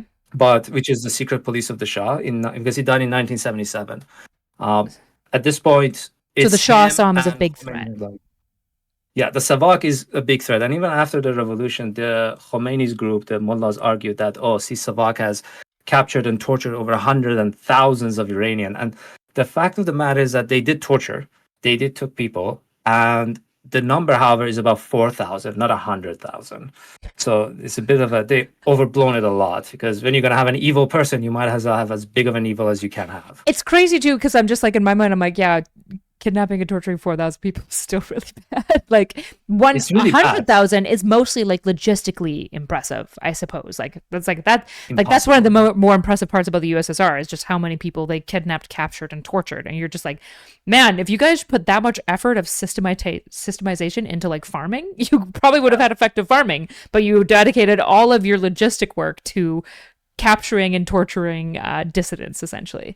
It's not just expensive, it's statistically a nightmare. It's just not possible to do. But the propaganda on the mullah side stuck, because Savak was very hated at the time, because they're suppressing free speech, they're attacking, they're shutting down newspapers, and they're doing a lot of nasty stuff. They're torturing.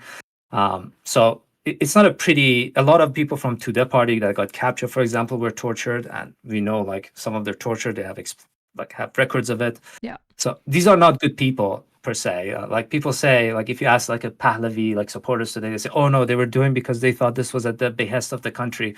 Like, yeah, but still, these are not good people. Like you gotta be able to understand this. Well, what's interesting is if the Shah orders the Savak to kill Ari Shariati and not Khomeini, it suggests that perhaps either A, he wanted both assassinated and they only succeeded with one. I don't know if there was an assassination attempt on Khomeini at the time. Or two, they saw Ari Shariati as the greater threat, essentially.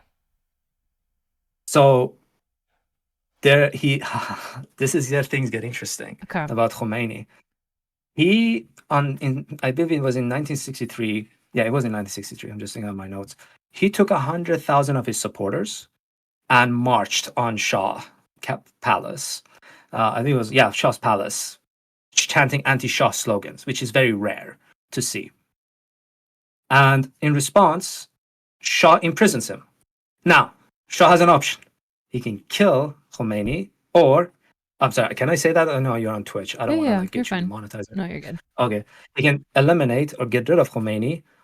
And this is something that, for example, his Savak officers, I think it was Savak officers, the head of Savak tells him, hey, listen, get rid of him. You cannot coddle a revolution. And this guy is a revolutionary. This guy's dangerous. We got to get rid of him. But it's his chief of Savak, which is not the head, but the chief of Savak. His name is Hassan Pakraman. I can also send you this. He argued that if you kill him now, if you get rid of him now, he's going to become a martyr. And now you're going to have a much tougher time dealing with the revolutionary forces. So you got to figure out some way to get rid of him. So just exile him. I'm just going to say one quick thing about Pakravan, because his fate is so tragic. His argument won the day, and Shah freed Khomeini, and Khomeini got silent, so eventually he exiled him to Najaf, and then Khomeini went to Paris and then came back in 1979. Just for a quick overview before we go into detail. But when he did the 1979 revolution, he captured a lot of Savak members and a lot of other officials. Yes, after he took power. He took a lot of these people and he eliminated all of them. Pakravan was among one of them. one of the people who got captured, and somebody approached Khomeini and said, "Listen, the reason why you're alive today is because of this guy. This guy made an argument on your behalf. I think you have a moral obligation to like spare him." Like just exile His response him, was, like you. "Exile him." His response was, "Oh, he freed me? He shouldn't have." Oh, And he ordered his no. execution. That's how you know you're the villain, man. That's crazy. Yeah. That's a crazy response. Oh, he gave Yeah. me mercy? What a fucking idiot. Yeah, Crazy. like, so Pakravan's fate was hugely tragic, what happened to him. But when Khomeini goes to Najaf, Shah thinks, okay, I'm done with this. This is going to happen. The Iranian revolution stuff, this is all done. He's exiled Khomeini. Ari Shariati is dead. We're good. Not yet. Ali Shariati is still there. He's doing his thing, but he's not as relevant as Khomeini was, because he's like the guy everybody looks to, because he's like the Ayatollah. So this leads to a lot of demonstration on the people. And for the first time, the Ayatollah in Najaf, now in Iraq, he's in exile in Iraq, he starts smelling like, okay, there are cracks. There are cracks in the regime. So I'm just going to sit here and bid my time. He bids his time, he waits. And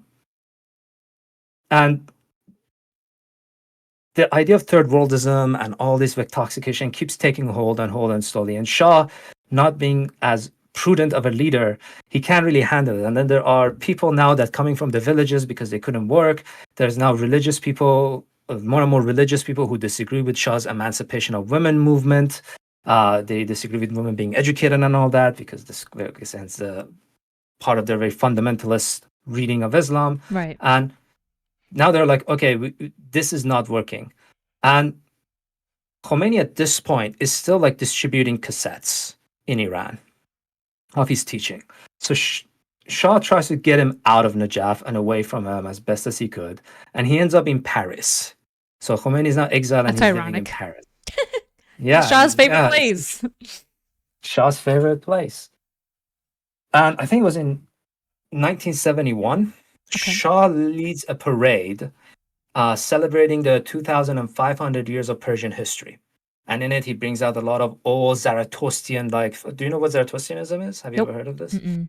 So Zarathustrianism is the religion that was in Iran before Islam. That was like their religion, the ancient religion, a lot of fire-related stuff, the Ahura Mazda stuff. So he's celebrating this like culture, which is pre-Islamic. And guess what? Who doesn't like this? All of the Muslims, I'm imagining, particularly the mullahs. The mullahs don't like this at all. And one of the things that happened was that the delegations that were invited were all heads of states. No Iranian was invited. Only heads of states from foreign countries. So this was a big insult to them as well. They're like, oh, you're celebrating our culture, but you're not really. You're celebrating our past before we don't want to even remember it, before Islam, and now you're not even inviting us. Yeah. So this was a huge blunder. So they start revolting more and more. Do you think the Shah is just stupid, or do you think he was very intentional? Like, did he want to weaken the Islamic cultural hold on the Persian people at this point in time, or like what? Why? It seems very dumb. Shah's dad was I think, because he was very antagonistic toward the religions. Shah's dad was, I think, an atheist. But his mom was very religious. So whether Shah himself, the Mohammad Reza Shah, the guy we're talking about now, is religious or not, we don't know. He did do practices of religion, but some would say his religious practices was really just to placate all the mullahs by saying, hey, listen, I'm not like my dad. I don't hate you guys. I'm not going to take your stuff away. It's fine. We can have an amiable relationship kind of figure. Mm-hmm. But whether Shah himself was religious or not, I don't know.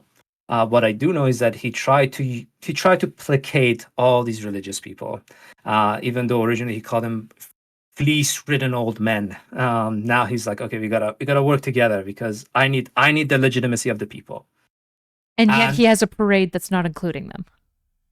This has a parade that doesn't include them, yeah, and this leads to a lot of issues among the Iranians. Start revolting and they start getting angry. What I want to focus on, though, is Khomeini's, the Ayatollah's time in France, because you're probably going to enjoy this. This was fun.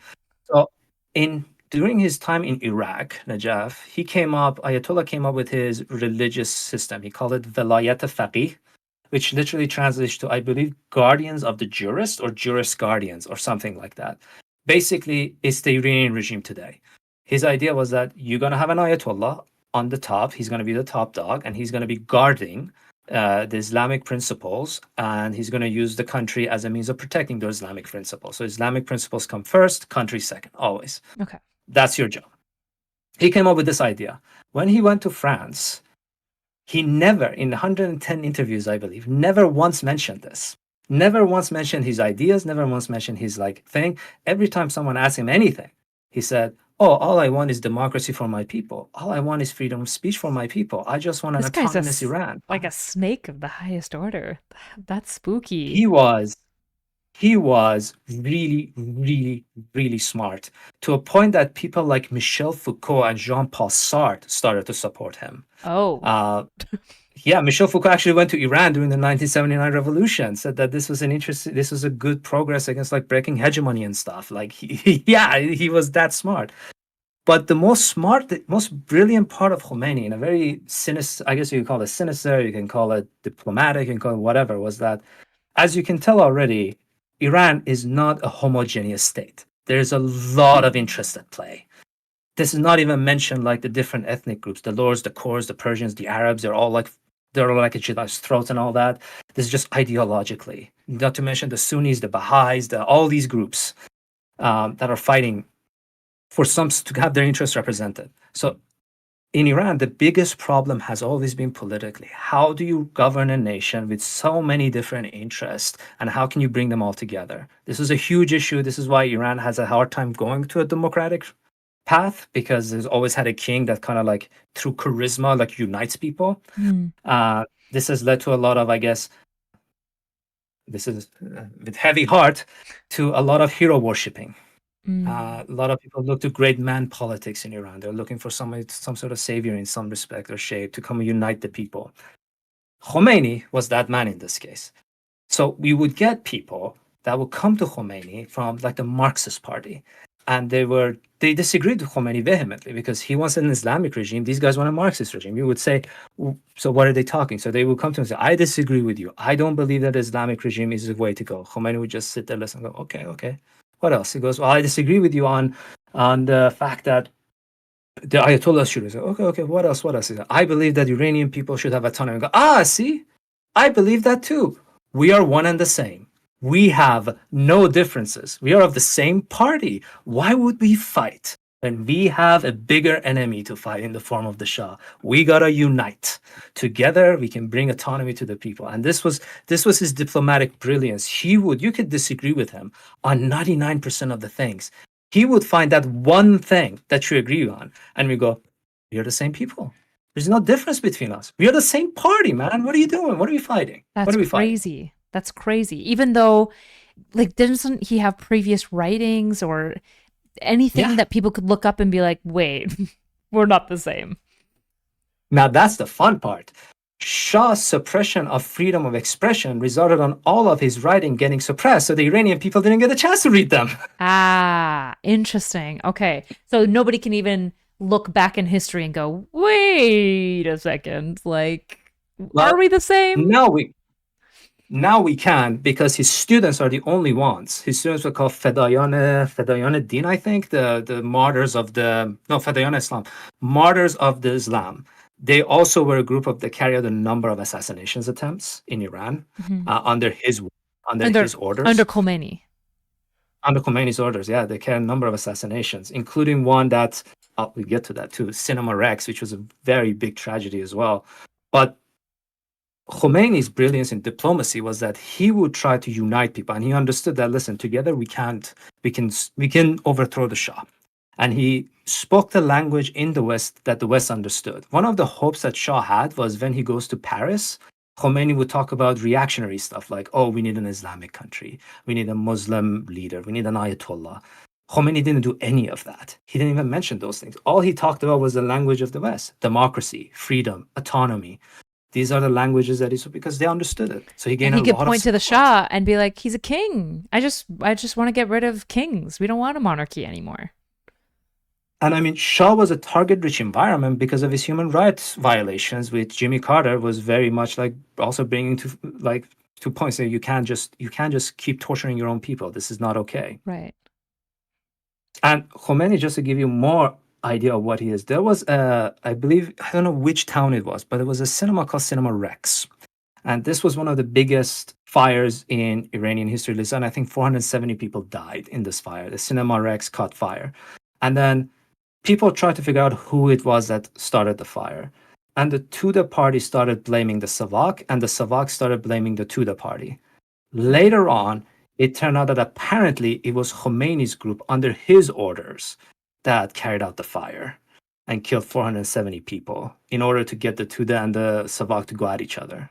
Oh, do you think he learned that from like American interference at that point? Because that's very sneaky in the way that the Americans did to, oh, this poor guy, the prime minister.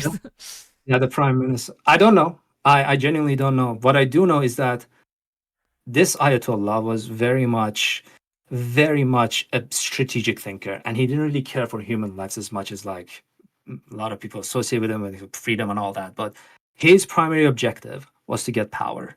That was his primary objective, and he was not stopping at anything to get it. Now, a lot of people look at him and go, "Oh, he was an evil guy." But to be an evil person, you need to first understand that what you're doing is wrong. I don't think Khomeini would consider himself evil. I think Khomeini would consider himself a zealot because he genuinely believed everything he said. In fact, some people who talked to him and had interviewed him, they said the scariest thing about him was how much of a stern believer in his principles he was. It's like he was a genuine extreme believer, and he didn't care what would happen to anybody as long as like the vision that he had about Islam and fundamentalist reading of Islam would come to fruition. That was his vision, and nothing would stand in his way. He was like, we got to do this. This is our path. This is the only path. Now, to be clear, I disagree that to be evil, you have to agree that you're evil, obviously. I would say if the world that you're advocating for is worse for everyone, including yourself, and you push for it despite everything anyways, you're probably pretty big piece of shit. I mean, there is no shortage of that in Khomeini's like action. He did a lot of things that killed a lot of people. To this day, he still kills a lot of people because of his ideas. So he's not, I don't want to say he was a good guy. But I think a lot of people also look and say, oh, did he knew what he was doing was wrong or whatever? And I'm like, no. No, he believed what he was doing was right. He thought if you brought about fundamental Islam back to the country, it would be good for the country. Yeah, it would be a new form of authentic existence, post-colonial, decolonial, whatever you want to call it, the authentic self. I think I actually want to read you this line because I found this in Hannah Arendt, one of the greatest democratic theorists of all time. This is such a brilliant line, and I think it kind of describes the history of Iran up to this point so well. She goes, nothing perhaps distinguishes the modern masses as radically from those of the previous century as the loss of faith in last judgment. The worst have lost their fear, and the best have lost their hope. I think this is kind of what happened with like someone like Mosaddegh. He was like this hopeful politician, said, well, we can fix this, we can make things better. But as the history showed, he didn't succeed. Shah also had some hopes. He was misguided, but he had hopes for a better country. That didn't come to fruition. And at the end, you got Khomeini, who had no shame what he was doing. He was like, this is the way. Yeah. And he did all he could to implement it.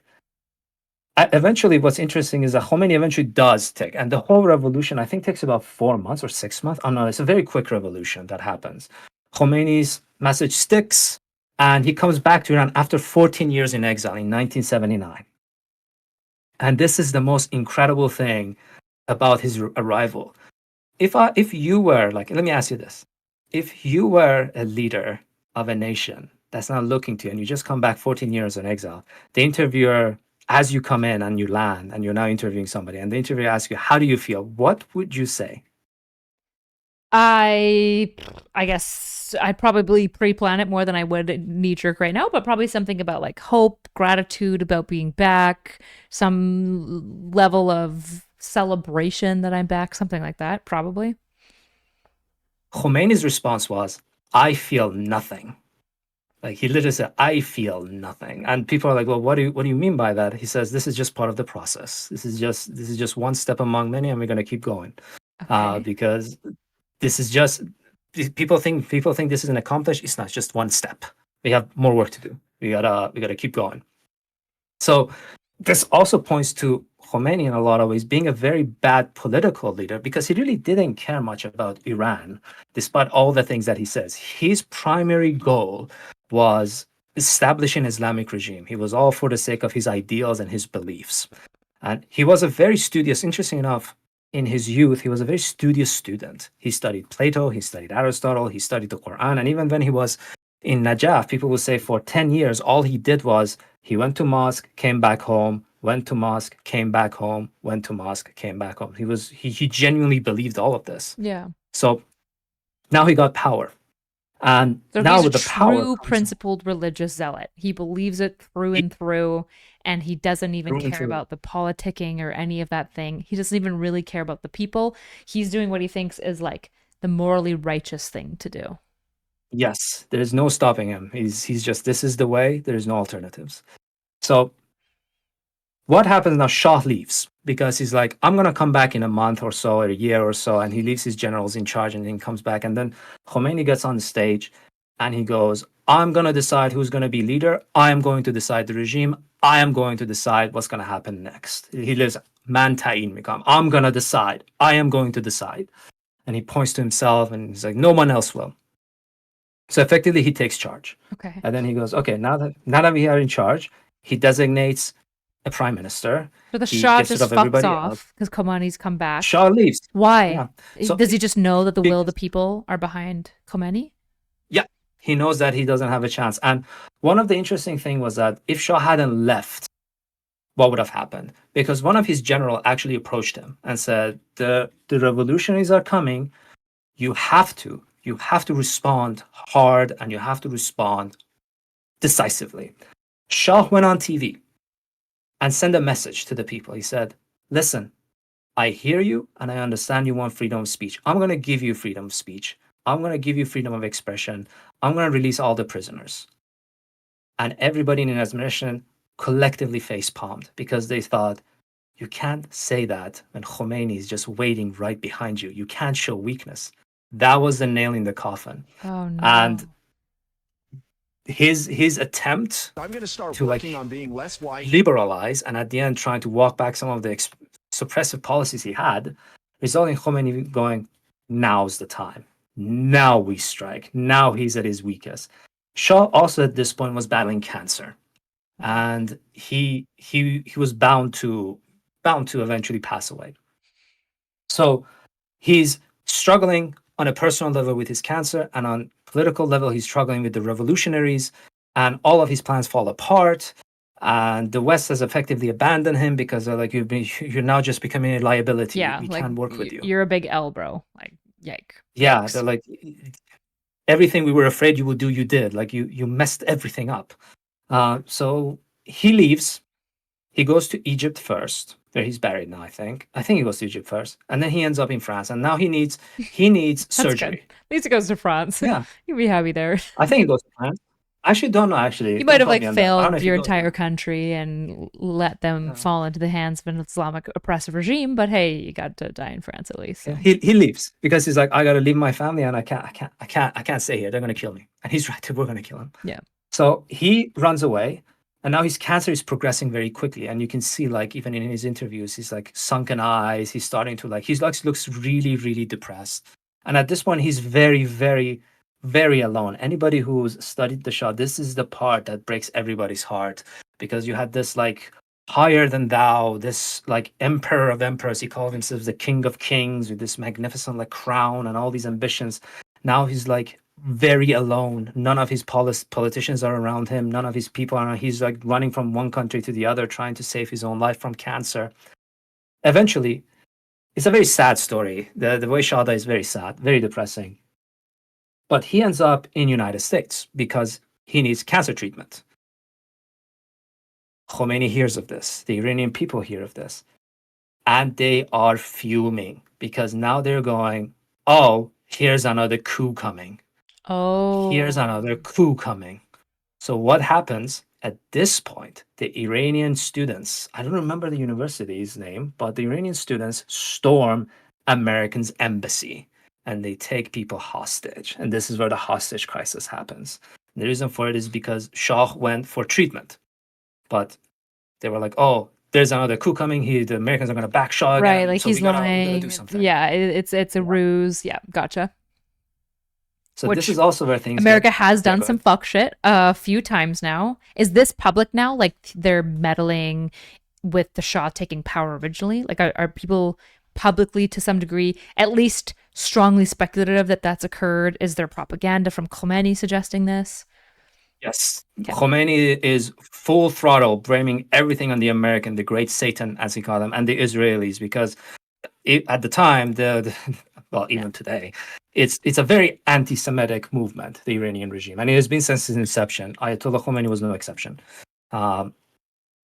So I send you a link. This guy was the favorite student of the Ayatollah Khomeini. He was his favorite student. He was supposed to be the supreme leader.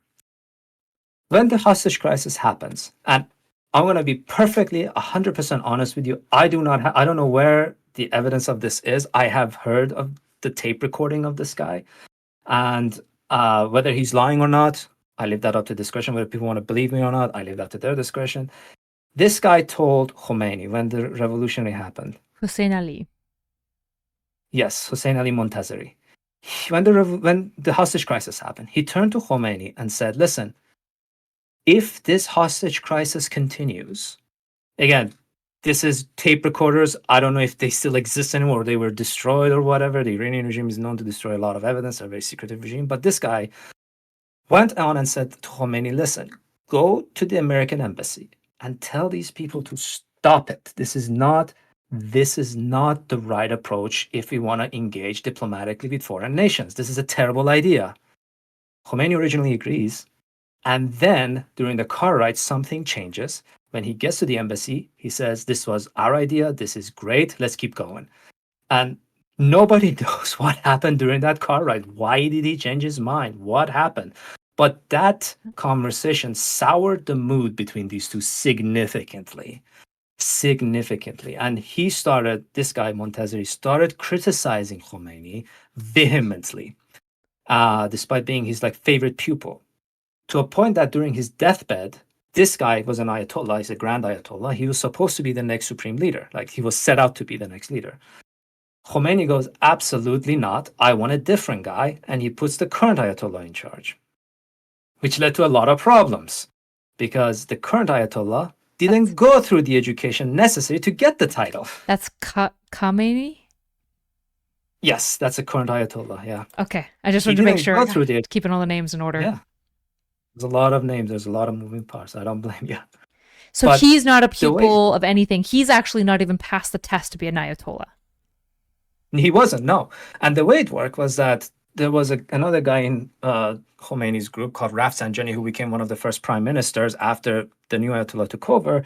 He argued that because at the time Khamenei was kind of a nobody.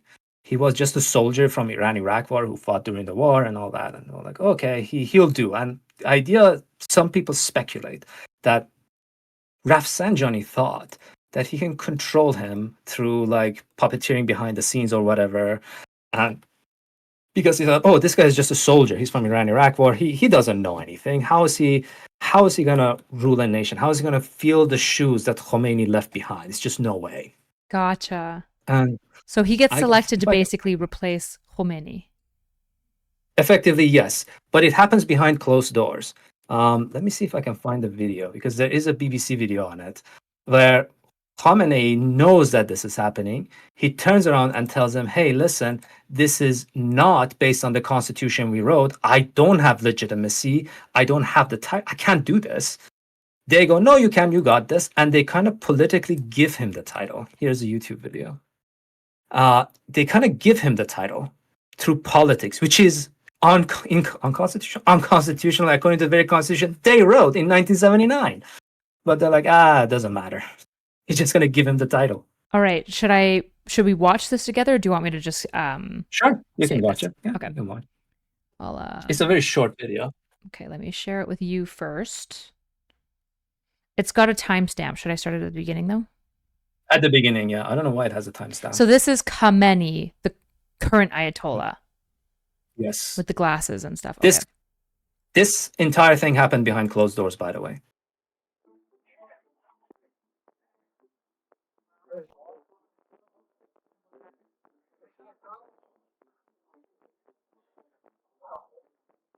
حالا غیر از اینکه خود من حقیقتا لایق این مقام نیستم و این رو بنده میدونم، شاید آقایونم میدونید.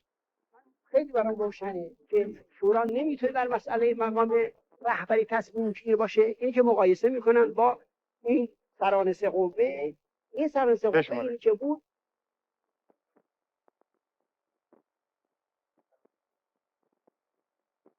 اون نیست که قانون اساسی بعداً تصویب میشه. اگر معارض با قانون اساسی در اومد خود طبعا باید اصلاح. ما هم پیشنهاد اون آقای خامنه‌ای رهبری سوری خواهد بود، نه رهبری با.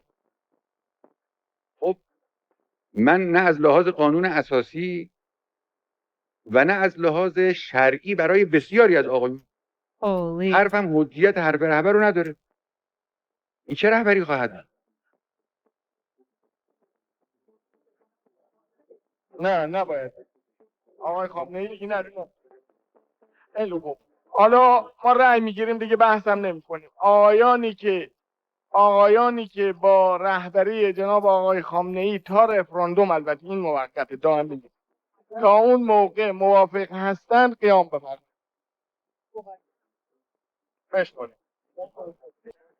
Oh no, he's crying. 56 نفرم ایستادن با خود رای آوردن، یه مقداری هم بیشتر از 2/3. That's a crazy video. When did this video surface? I think the date on that video is exactly what the YouTube video is. Not too long ago, I think. 7 years 10 ago. years ago, yeah. Yeah, it is. It's a very telling video because, by the way, Rafsanjani, the guy who nominated him the chair, that guy during the Mousavi, I don't know if you remember the Green movement under Mousavi when everybody was going, Ahmadinejad shouldn't be the leader, and he kind of got in power, in power illegitimately, the votes didn't count and all that. Rafsanjani was with them. He said he was part of the reformist at the time. And he said, interesting enough, he said, yeah, this is not a right role of leadership. He ends up getting, I think he gets assassinated or killed somehow. Rafsanjani? And yes, the guy who put Ayatollah in charge. Now the murmurs are, because it's Iran, there's a lot of stuff happening that you can't just figure out where they're coming from, when it happens, how it happens. But people are suggesting, again, take this with a grain of salt. I tend to believe it because that's how Iranian politics seems to work. A lot of assassination. If you don't like somebody, you either jail them or send them or effectively get rid of them. So they say it was probably the Khomeini himself, the man he put in charge, that ended up assassinating him by his orders. So that came back and bit him in the ass hardcore. So for those who are listening and didn't watch the video, essentially the video, I'll just summarize it quickly. Essentially the video showed basically like a secret emergency council trying to decide who replaces Khomeini when he passes away, I'm assuming. Is it when he dies? Yeah. So they meet, and basically Rafsanjani is being like, I suggest Khamenei, which is the current Ayatollah. And that Khamenei goes up and he's like, don't pick me. I'm not the man for the job. I'm not the spiritual leader that you guys need. I don't have the backing. Like, people won't believe it. People won't buy in. Like, what kind of leader would I be? I am not qualified. Do not select me. And they all stand and they go, we're going to put him in, but temporarily. It's just temporarily for 1 year, which, of course, anyone who knows politics knows that anybody who says this will be a temporary policy is full of shit. It's never, this is like when Israel being like, yeah, the new buffer zone in Gaza, it's temporary. It's like, no, it's not. No, it's not. And he's still the Ayatollah today, 29 years later, or I guess more than that, 36 years later. Yep. And so I was looking at the top comments, and a lot of people are watching this and going, this is how you know that he's the best leader, because he's so humble. He's so humble that he doesn't want it, which is like very interesting. So also another fun fact, remember the Montazeri guy I told you about, the guy who was who was a pupil of the first Ayatollah, and he was like, this is wrong, you shouldn't go there. He was the guy who was go there. selected. He was the pupil of the Ayatollah. He was telling the Ayatollah, let go of the hostages. This is not this precedent we want to set with foreign relationships. And something happened in the car ride where Khomeini went, nah, fuck this shit. We're going to lean into the hostage stuff. We're going to say it's our idea, actually, that we want this. And I suddenly, must emphasize this. Sorry, go ahead. Sorry, I must emphasize this. I don't have, all I have to say is the cassette tapes and stuff that people have said and listened to. So I don't have like hard evidence to prove that, but that is what he has alleged. How true again it is, maybe he's trying to save his own like conscience or whatever at the end of his life because he was old. I don't know, but that's what has been alleged. And so very, very precise. This happens. Khomeini says, you're not going to be my successor anymore. Is that why the emergency meeting? Is Khomeini dying at this point? Yes. Why are they having the emergency meeting? He's dead. He's dead at this point. He had a heart attack and he died. Gotcha. He was in charge, I think, less than 10 years. He was a very short-lived leader. But he did everything he wanted to do. And interesting enough, when this new Ayatollah guy came in power, Montazeri and a number of other Ayatollahs protested because they said, you cannot design an Ayatollah politically. This is a religious matter. He hasn't gone through the proper channels. He hasn't gone through the proper religious teachings. That's the whole point of this. That's Khomeini's idea. This is this is religion first, country second. And then they immediately select somebody where he's a soldier. It's literally going to be country first, religion second. But that doesn't seem to be the case, because if you look at the regime now, you see a lot of religion first. By the way, all those Ayatollahs that rejected Khamenei, the new Ayatollah, they went under house arrest immediately. Like the ones who didn't stand? Yes. Not the one that didn't stand, but the one who objected by saying he doesn't have the necessary religious lessons. He doesn't have the title to be able to get that level of prestige. You need to go through the proper educational form. You need to go to Qom and get the proper papers and everything. Yeah. But this is not okay. That was their claim. This is not okay. And all of those Ayatollahs who were supposed to be the grand religious figures of Shiism were arrested and put under house arrest, including Montazeri until the day he died. He was under house arrest until the day he died because he spoke out of turn. Wow. Okay. Did Khamenei put them under house arrest, or is it the circle underneath him that did that at first? It would be the circle underneath him at the beginning, because at this point he didn't have a lot of power. He started amassing power slowly, and the refs and the guy you saw there, I think the hope he had was that he's going to be the primary power wielder. He's going to be a quote-unquote kingmaker, if you will. And that just backfired, straight up backfired. So but yeah, that results in now Khomeini being in charge for as long as he has. And that's kind of like the story of modern Iran, how the 1979 revolution happened, why Shah. I might have missed some details here and there. If I do, I apologize. If I said anything that was not accurate or historically correct, I apologize. But that's the story as I understand it. These are all the moving parts that are happening all at the same time. And since the 1979, Iran has had a very hostile relationship with everybody else, except its own like axis of quote unquote resistance. So interesting. This is where we get modern Iranian politics.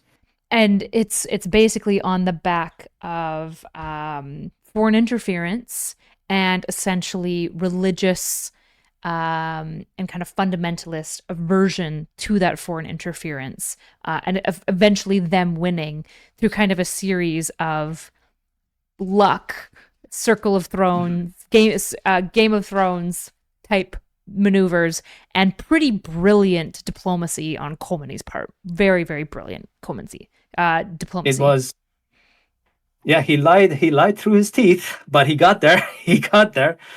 In fact, when he got to Iran and he gave his speech, he talked about a democratic republic that has Islamic element to it. Yeah. When he got to the microphone, he said, "We don't need democracy. We don't need republic. Islam is enough." Exact quote, I think. When he got to the microphone in Iran, when he gets back from exile, that he says there's still work to do. He eventually gets to the microphone. The Shahs run away, and he goes, "Yeah, fuck all that shit," basically. Pretty much. Did the people who supported him, like the Foucaults and stuff, who liked him and were supporting him, did they hear this and be like, "Ruh-roh"? Like, what was the Western reaction?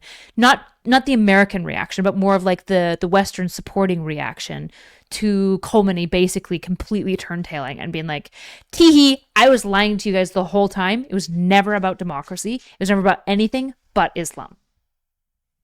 It caught everybody by surprise, very, very surprised. In fact, you said not Americans, so I'm going to quickly mention Americans, unfortunately, because it's kind of, in fact, United States was one of the first countries that recognized the Ayatollah as the new leader of Iran.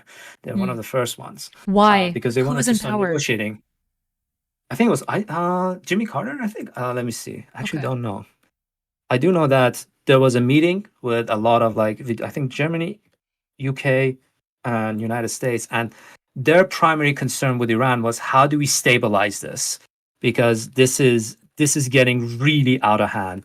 And they looked at Khomeini and was like, oh, he talks about democracy, he talks about freedom, he seems to have some good intentions.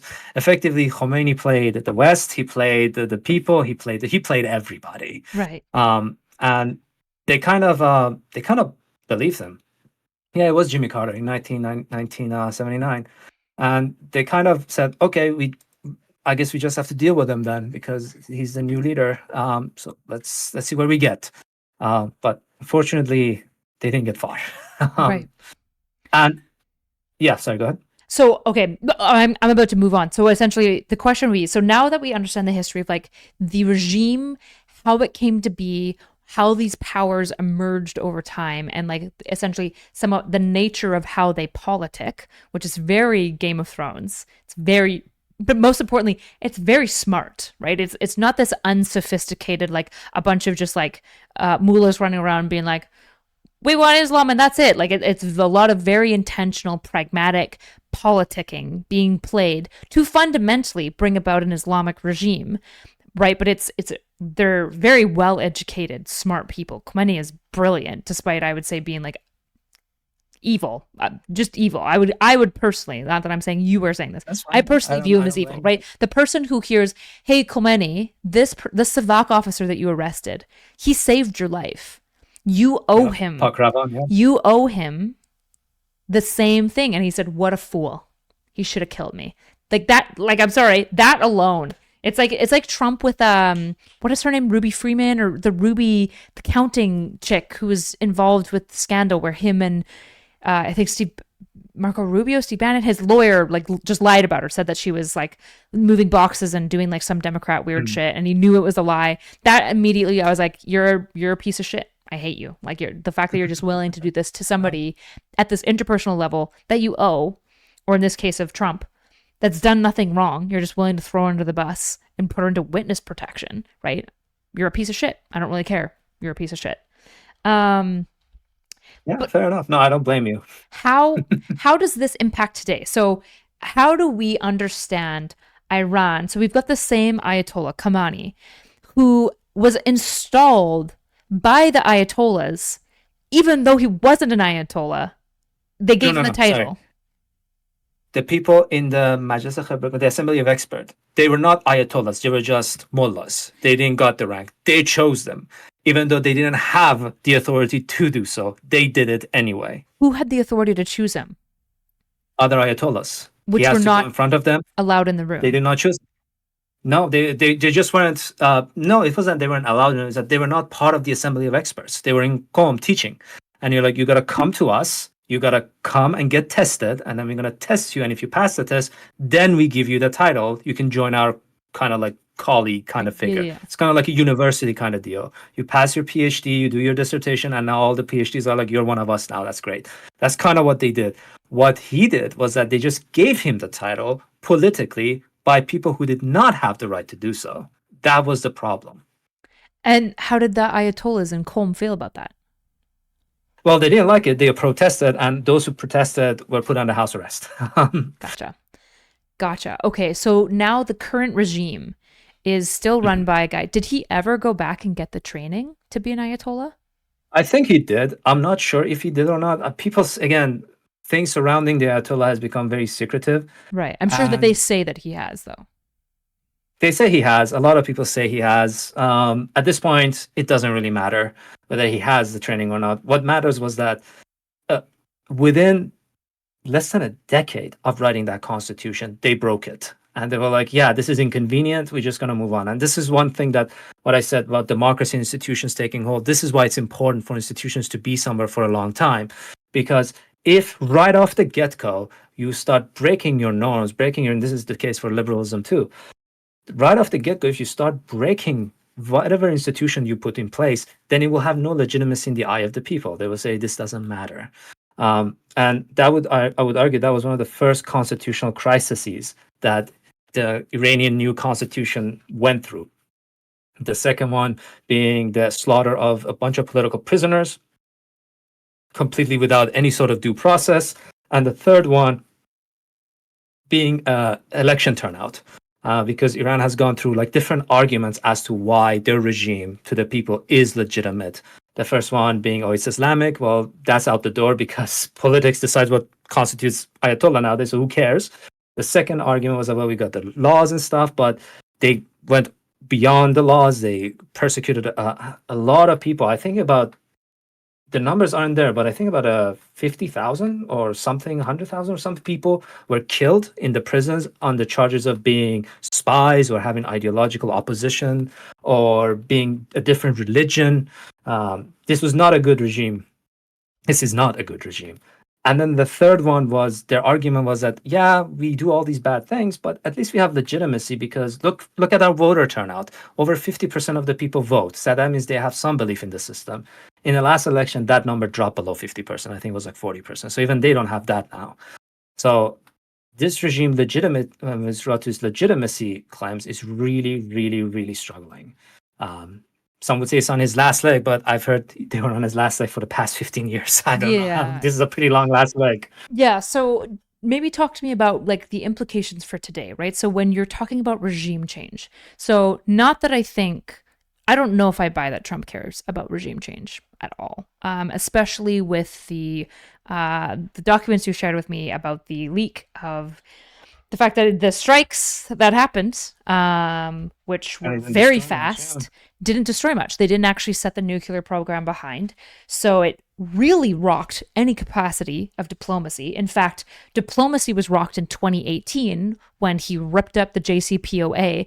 Despite I was reading, I could be wrong, am I correct in understanding that the regime was like, no, keep the JCPOA. We will literally reduce our uranium enrichment if you give us back the JCPOA. And Trump was like, no, fuck you. Yep. So they just were like, okay, and just kept enriching. So I guess one question, why does a regime want a nuke? Why does that matter to them? So the first one, you can even, this also kind of relates to the first video you showed me about like, look how people are free and all stuff like that. And this kind of relates to that in a way. The Iranian regime wants nukes because I think, again, there's no evidence that they're making nukes. But I genuinely believe they do want one because of the constant talk of regime change. So when you see the Western world consistently saying, hey, we want to change your regime, and arguably not unjustifiably so. I mean, the Iranian regime is causing problems everywhere. If I was Israel, I would absolutely want regime change because, I mean, they're funding a lot of other organizations that are attacking me. I don't like being attacked. So I don't blame Israel one bit for wanting regime change. I don't blame America for wanting regime change one bit. Does China and Russia want regime change, or are they more agnostic? No, they like it. They're agnostic. Okay. I don't know if they like it or not, but they can deal with this regime. And in fact, they have been good allies, but there is like amicable relationships. And the reason why the West wants regime change is because, well, Iran is going around causing a lot of problems. And people say, oh, it's oil, it's oil. It's not oil. I don't think I was watching Obama's interview from the post-JCPOA deal that he had. And he said, and I think this is true, he said, the American interest in the Middle East lies in stability in the Middle East because it's just expensive. And this has been the case with Iran for a very long time. Um, this this is the Iranian people, because of the diverse interests and because of the constant infightings, the country is very prone to revolution and instability. This is unfortunately the case. I'm sorry to say that. I might piss off some of my fellow Iranians, I guess, but it is true. It is true. The Iranian history is written by revolutions and people suddenly bursting. And I don't think this regime would be any different. This regime would go the same way. But with regard to the nukes, what they want to do, I think when they look at places like Libya, they're afraid that if Israel or United States want, and if they want, they can do it, they were going to come in and they get rid of the regime. And then all of them are out of the, not just out of the job, they might be out of like existence permanently. So they're like, okay, how do we ensure our safety? And they probably look to North Korea and they see, oh, there's a bad regime, but they can't really touch them because they got nuclear weapons, Right. maybe. And that's probably what's going on in their mind. Again, there is no evidence so far that they are in the process of having a nuke. So I'm going to be very cautious here. But the fact that they're reaching 60% uranium doesn't bode well. And it does point to like nuclear bomb level enrichment. So Gotcha. this is why I think they want a nuke. Also, the Iranian nuclear program has been very strange. It doesn't work like any other nuclear program in the world. So nuclear powers like United States or France or Russia. England, all of these countries, Russia, I actually don't know about Russia. I know France, United States, and Japan, they all follow this model, which is I think there's enrichment facilities which enriches the uranium as a fuel, and then there is reactors or factories that uses the fuel to make energy. And I think these are two separate things. And and most countries have like multiple reactors. I think US has like 100 or 90 or something reactors. France has I think like 50 or something. I don't know. Don't quote me on the numbers again. But they have a lot. Right. But they all have only one enrichment facility. Canada, I know we have 22 reactors and no enrichment facility. We just buy our uranium from the United States. Iran doesn't function like that because they got one reactor, two enrichment facilities, which doesn't make any sense. Right. Why do you have two enrichment facilities? Also, this project started in the 1950s under Shah, and he he put a bid out, and a German company won the bid. I don't know the German company's name, so gotta look that up. But they got the bid. It was $1 billion like bid, I think. And they went to Iran, and the first question they asked the Shah was, why do you even want a nuclear facility? It makes no sense. You're an oil-rich, gas-rich country. What are you going to use a nuclear plant for? You have enough energy here. And I think Shah wanted it because he just liked the latest thing, and nuclear power was the latest thing. That's cool. But one thing that has happened in Iran is that currently there's a lot of energy problems. To this day, Iran produces his energy, I think, less than 2% of it is nuclear energy. I think 3% of it is hydro energy, and the rest is gas and oil. That's where they get most of their energy. Mm-hmm. So they're not even producing enough energy with this nuclear plant. And even if they were, they're not even using it properly. And they're still running out of energy in certain cities. Like in Tehran, they run out of energy here and there, and they have blackouts. Not to mention, the reactor that they have requires, I think, like 70,000 grams of uranium, and they only produce like 3,000 or 7,000 or something. So they buy the rest from Russia. So again, they have two enrichment facilities, but they don't enrich enough uranium for one reactor. What is happening here? Like, none of this statistically makes any sense. So this has led to a lot of red flags for a lot of nations. And I don't think this is out of like the realm of possibility to say that they are looking for a nuke. I think that's very likely. And I think the reason why they are is because they don't want to really be removed from power. Yeah. But you also said, sorry, go ahead. Well, they don't want to be, it's like an assurance against foreign interference. And there's large sentiment for regime change externally, but there's also large pressure internally for regime change, right? The Masa Amini protests, it feels like a lot of people, I haven't heard many people talking about the protests that happened, I believe 2 years ago now, but they were huge. They were massive, massive protests. Were there, and I didn't watch the follow-up because they ended and they were violently oppressed, is my understanding. Like it was horrific, some of the stuff that was coming out of Iran. my question is, was there any effects of that? Did the regime soften in any way to kind of make peace with the people? So this goes back to the video you showed me, which is, look at all the women. They're all like wearing very modern clothes. Iranian people are very fashionable. I give credit where credit is due. But one thing that, again, this goes back to the domestic politics of Iran. To understand how the suppression works, you got to understand the domestic policy. So you got the Ayatollah. He's the top guy. He's the guy that everybody's supposed to listen to. But that doesn't mean there are static policies in place. So there is like a hijab rule. This is mandatory. You have to wear it. Yeah. But the severity of its enforcement changes depending on who's in charge. If it's a reformist in charge, they become a much more relaxed, not punishment, but a lot more relaxed in its enforcement. Whereas if there's a hardliner in charge, they become a lot more restrict. So Mahsa Amini happened during a time of a very hardliner president who was in line to be, apparently, there were talks of him becoming the next supreme leader, Raisi. And Raisi was a hardcore hardliner. He was out there. And he died in a plane crash. So he's not in the picture anymore. So they had a new election. And now a reformist is in charge. So things are going to be a lot more relaxed, I guess. Not a lot more relaxed. I shouldn't say that, because it's still a very suppressive regime. And it's very oppressive, especially towards women's and women's rights, which is why you see a lot of Mahsa Amini cases and others. Like Mahsa Amini, I feel so bad for the poor girl. She was part of the minority groups of Iran. She was a Kurdish person, and she got taken by the police. I think it was the Basij who took her, or maybe it was just the police, because she was wearing her headscarf wrong.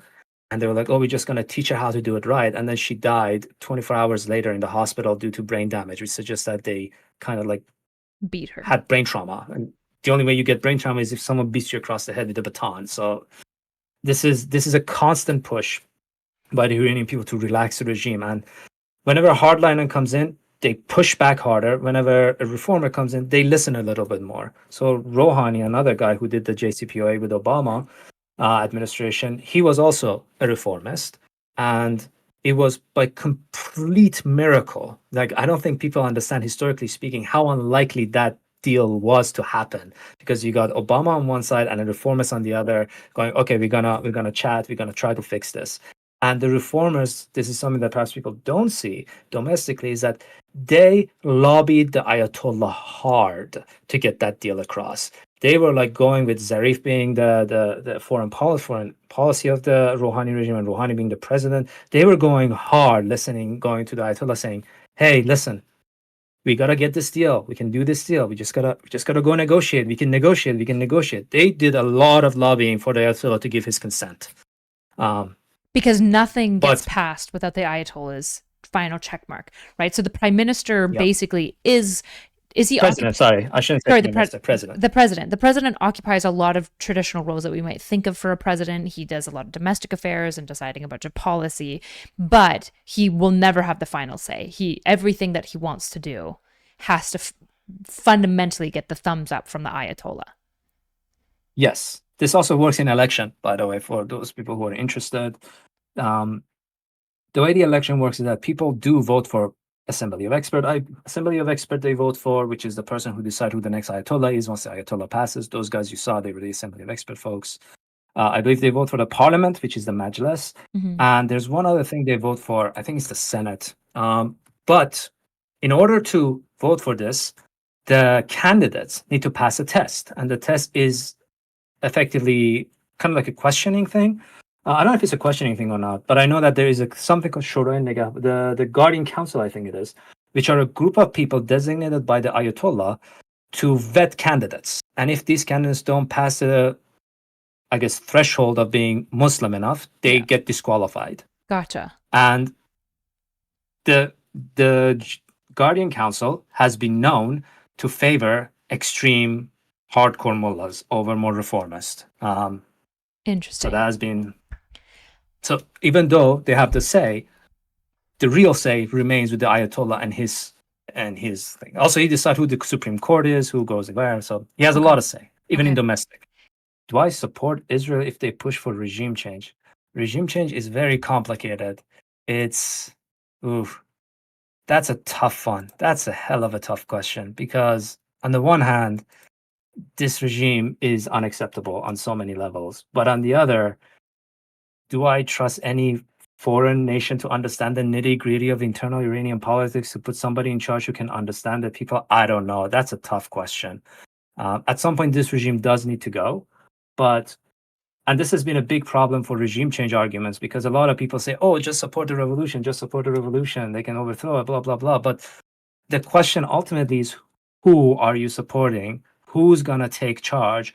Who are the people who can challenge or have enough legitimacy in the opinion of the people to be able to rule legitimately?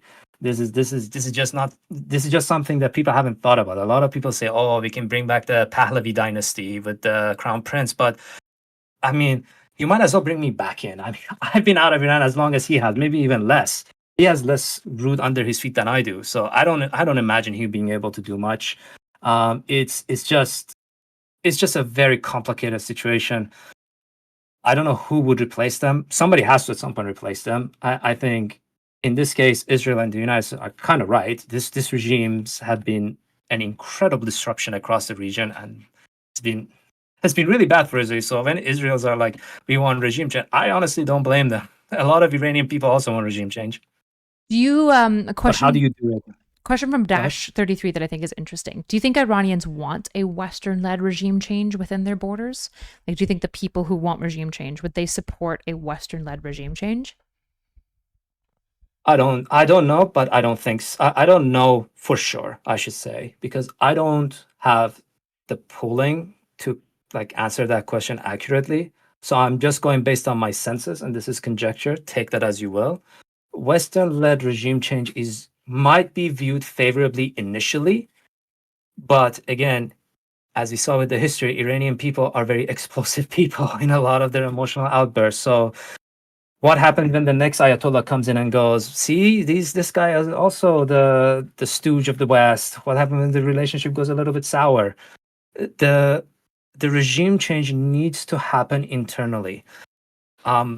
If a Western regime change is gonna happen, they need to be hella careful because Iran is just so complicated with all the interest group fighting each other. It's so difficult to manage this right. So I would say maybe they would be initially. I don't think they will because they're also very proud in that sense. And one of the things that if you ask Iranians what's about their country, the first thing they might tell you is we have never been colonized. That might be this is something like a point of pride for them. Mhm. So you have to appeal to that pride. So just saying, hey, we're going to put somebody else in charge, that's going to hurt them, and that's not going to be a stable regime, and that's not going to be a long-lasting regime. Your objective, if you're the West, has to be long-term goal, which is, by the way, why I think JCPOA was a fantastic deal. Gotcha. I'm actually curious, what are the current competing interests right now? You've obviously got the fundamentalists, which was like the guy who died in the plane crash.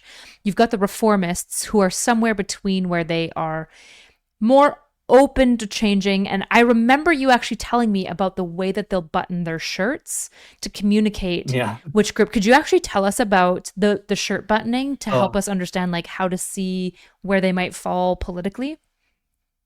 So one of the things is that in Iran, one of the things you say is when you're trying to find out who's like an extreme like religious person is you look at the top button. The top button is tied. It's kind of like a priest. You know how the priests have the collar thing? If you're like a mullah or something or very religious, you kind of button the top notch as well. And that's how you can pinpoint, oh, this guy is like a hardcore, like maybe there's a good chance that not always, but there's a good chance that they're a hardliner, very like fundamental interpretation of Islam, very hardcore. There are exceptions. Ahmadinejad was one such exception, but Ahmadinejad also fell out of favor with the mullahs and the Ayatollah and all that. So, yeah, that's one. Another one, if you guys want some fun nitbits. Oh, I'm going to mess this up. I know I will mess this up. So the turban color, some were white, some were black. And I am told, again, I'm not a religious scholar, but I am told that in Shia Islam, those who were black are followers of, I think, Hussein, which is part of the 12 like prophets, and those who were white are followers of Hassan, I think, or maybe reverse. I always mix these two up. Okay. But basically, the one who wear black turban, their idea is a lot more about not aggressive, but much more combatant oriented, whereas those who were white are much more diplomatic oriented. Gotcha. So let's see, for example, if you go, for example, this is not always the case, but if you go, for example, Khomeini, you see he has a black turban. If you go Rouhani, who was a moderate, he has a white turban. Again, this is not always the case. There are hardcore, like hardliners who wear white. And so this doesn't necessarily mean anything in that sense, but that's just a fun little nitbit, like religious wise. And if you look, Rouhani also has his like top button shirts. So these are like the more religious people who do this. But like Khatami, which was one of the other presidents, he also has a black turban, but he was very diplomatic. He tried numerous times to approach the Americans. But then you got, I think, Jannati. He's another one of the mullahs who's very conservative, Mhm. and he wears a white turban. So this is not always the case, but something to look out for if that's kind of nitbits that you like. And Khamenei wears black. Yes. He wears What black. what do you think occurred in Khamenei? He started as a soldier, obviously. He was installed to some degree because the mullahs believed that they could control him, that he was a puppet, and that's why he was temporary. How did he come to be? Like what is his connection, for example, to Hezbollah or like these other more extreme terrorist cells? Like is he closely involved with that? Is he just like more distally thumbs upping it while like more like generals and people underneath him are organizing that? Like what's his relationship to kind of the more war hawkish kind of combative stuff that comes out of Iran? So Khomeini was originally like a combatant in Iran-Iraq war, but before that he was like very similar to many other mullahs, was in seminary school. And he became supreme leader, and he became a very hardline supreme leader. So his relation with Hezbollah and such. So this, just a quick point about Iran-Iraq war, which he participated in. A lot of these people come from that background. And Like he was in the war fighting. he was in the war. He was a soldier. Yeah, Okay. I believe he was. Yeah, there are pictures of him in like trenches. The in Iran-Iraq war. So when these two countries are fighting Iran, each other. yeah. Okay. Just Yes. because people might hear So- Iran and their brains go back to America immediately. So just want to make sure that we're No, reminding. Iran-Iraq war. Okay. That has his own other can of worms with the Iran-Iraq war. But that aside, Khamenei background is really, really obscure in a lot of ways. Some even have suggested because of his strategy, he might have had some education in Russian. I don't know if that's true or not. I'm skeptical. But a lot of people that look at Iran under his rulership and under his leadership, what they see is a leadership that is very similar to the Soviet Union with the Iron Curtain. But instead of the Iron Curtain, you got the Shia Crescent with the Houthis, the Hezbollahs, and the Hamas folks. It's very similar in strategic engagement. It's very similar to a lot of policies that they engage with. So some have suggested that he's really like, and he's very friendly with Putin. So some have argued that maybe he is like, he got an education in Soviet style politics at some point, and he's implementing it. And he's very close to them. He has supported Hezbollah. He supported Hamas. He supported the Houthis. He even at some point was supporting Syria and Iraq after the war and when the American invaded, because he wanted influence on there in those regions. And his idea, I think, is that you need a kind of like an Iron Curtain, which is very different than Khomeini's idea, I think. I think Khamenei, or the new Ayatollah, the second Ayatollah, we can say, I think he's a lot more militaristic in his approach for the sake of more strategic gain. Whereas the first Ayatollah, Khomeini, also had a very expansionist idea. But his idea was, in fact, this is one of the reasons why Iran-Iraq war started, was that you got to export the revolution while it's hot, while it's successful. Exporting a revolution is going to be part of our project. That was his idea, to expand the Shia Crescent, I guess you could say. And that backfired horribly in his face. But that was his idea. His idea was more ideological. Khamenei seems to be a lot more strategic in his approach. So in that sense, I would say the relationship he has with, he's very close with Hezbollah and Hamas and all those terrorist organizations. And they support him and he supports them financially. But he's a lot of people who have done like foreign support know this. Foreign support can be very expensive, and Iran just doesn't have the economic power that someone like the United States does, and it's showing. It's showing. So his support for them is primarily strategic, I would argue, and he's very close with them. Gotcha. Question came in that I thought is interesting for you to engage with. You said Iran has been quite destructive to the region, to Middle East. Would Disruptive. Destructive, yep. Would you recognize that the West and America has done far more damage to the Middle East than Iran has?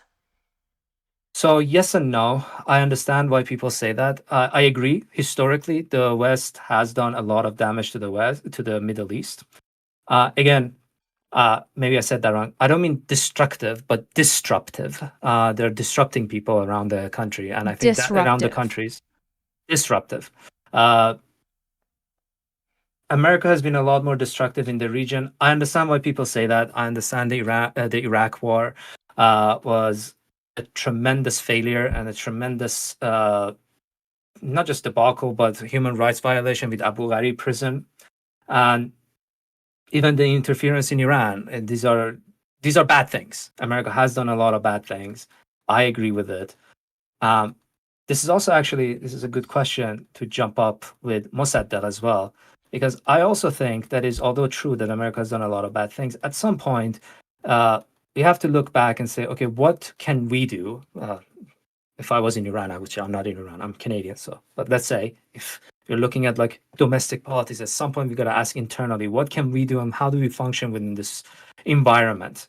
And the problem is that if we just look at, well, this person did all this, that person did all that, that kills any path to diplomacy, and that kills any path to any form of negotiation. And although I agree, again, emphasizing this, that the Iraq war was unjustifiable, I think that was a terrible idea. They went there under false pretenses, but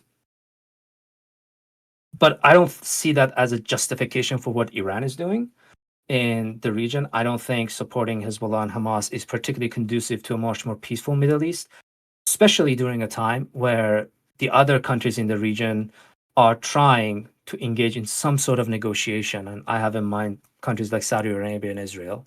They're trying to negotiate, they're trying to get somewhere. And it just seems like Iran doesn't have a plan, and that's because they probably don't.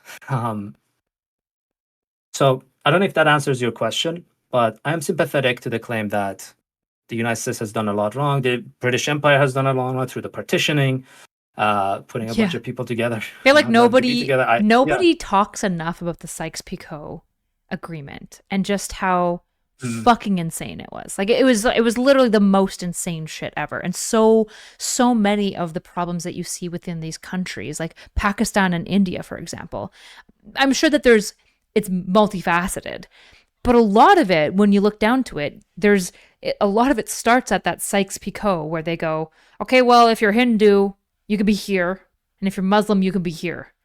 And then everyone just, like, one of the largest human migrations in history occurred, where people just had to kind of like leave their homes to go because of their religious sorting, which is not how this works cleanly. I feel like nobody talks about Sykes-Picot, like, ever. Even when I was in Israel, I feel like every person I was talking to, when I was asking them very critical questions of Israel, when they're like talking about all the problems and stuff, I'm like, well, you guys have to also acknowledge, like, Sykes-Picot was horrible. It was horrible for like this entire region. It was the worst thing ever. It was very uninformed. It was just British and France. It was Sykes and Picot deciding, just drawing lines all over the border, all over the map, I should say. That is true. I think this has been, when it comes to the post-colonial era, post-colonial discourse and decolonial discourse, they do have a point when they say, listen, a lot of like Western countries came in and they started imposing values on us that we didn't have. I know when I had a professor who showed us a letter from British, I think it was in Sierra Leone, at the British journalist wrote a letter back to England say, oh, these people don't even have post offices. And the response was, well, maybe we don't need post offices. Did you ever thought of that? And the transposition of like a lot of ideas into the regions that they have no place of being or don't have the cultural background for it was incredibly destructive. I would never deny that. And I agree with you. It's And it's also funny because a lot of people look to the other side and say, if you ask the Iranians, for example, Iranian regime, it's not that they consider themselves evil. No one considers themselves evil. They don't do evil things because they're evil. They look at the region and they see, listen, the United States, Israel, England, all these powerful nations, they all want us wiped out. They all want not us as a country, but us as a regime. They want regime change. They don't like us. So we have to defend ourselves. So this was one of the contention with the JCPOA, where the common critique of it was that it doesn't curb Iran's support for terrorist activity in the region. Right. And that is true. But the argument that they were giving, the Iranian would have given, was that, listen, us giving up our support for this like Iron or Shia Crescent or whatever, or the Iron Curtain, whatever you want to call it, is effectively us just opening our arms for you guys to come in and install a new regime. And we'll never do that. I think I sent you. Yeah, colonize. Yeah, that's going to be them. Yeah. But I also understand Israel's point, and this is what makes this conversation very difficult, because Israel's point is that stop attacking us. And I don't think that's an unreasonable ask either. But Americans are like, well, we can't have your nuclear because you've attacked. That's not an unreasonable ask either. This is the problem, and this is one of the biggest. This is why I think the JCPOA was such a good deal, because you got so many different red lines, and the fact that the negotiation happened in the first place and they came up with an agreement was just so good. Yeah, there was not enough outrage over Trump. I mean, I know there was a lot of outrage in 2018. There was not enough outrage over the JCPOA like being ripped up. Like, I heard it a lot from the left, but it was like the greatest, it feels like the greatest military blunder that Trump has ever made.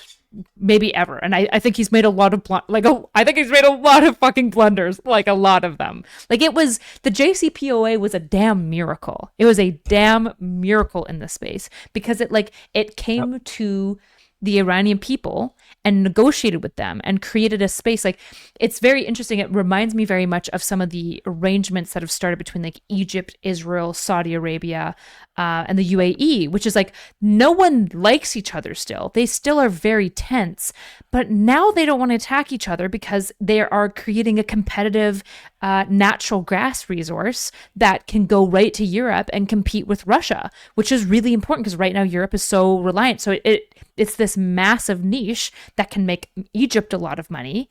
I can't remember. I think it's either Israeli natural gas and Egypt refines it, or it's Egypt natural gas and Israel refines it. Right. But yeah, but it's this economic tying together that is like so powerful. And I don't remember the tying between the UAE and Israel specifically, like what the agreement is. But again, it's like, okay, well, now if we want to go to war, we're just giving up on all this money. And I think a lot of people, when they think of peace, they think of like these starry-eyed, like people like hugging each other and forgiving, when in reality, peace is typically built by two very antagonistic groups having some economic mutual interest. Because if money is on your side, that's a really, like, money is a perverse incentive and a very good incentive. And it can be a good incentive insofar as, well, maybe we don't want to kill each other because now we're economically reliant on one another. And so a war would be costly because it's a war, but also we would lose access to this massive surge of income, which is why the JCPOA is brilliant, because like,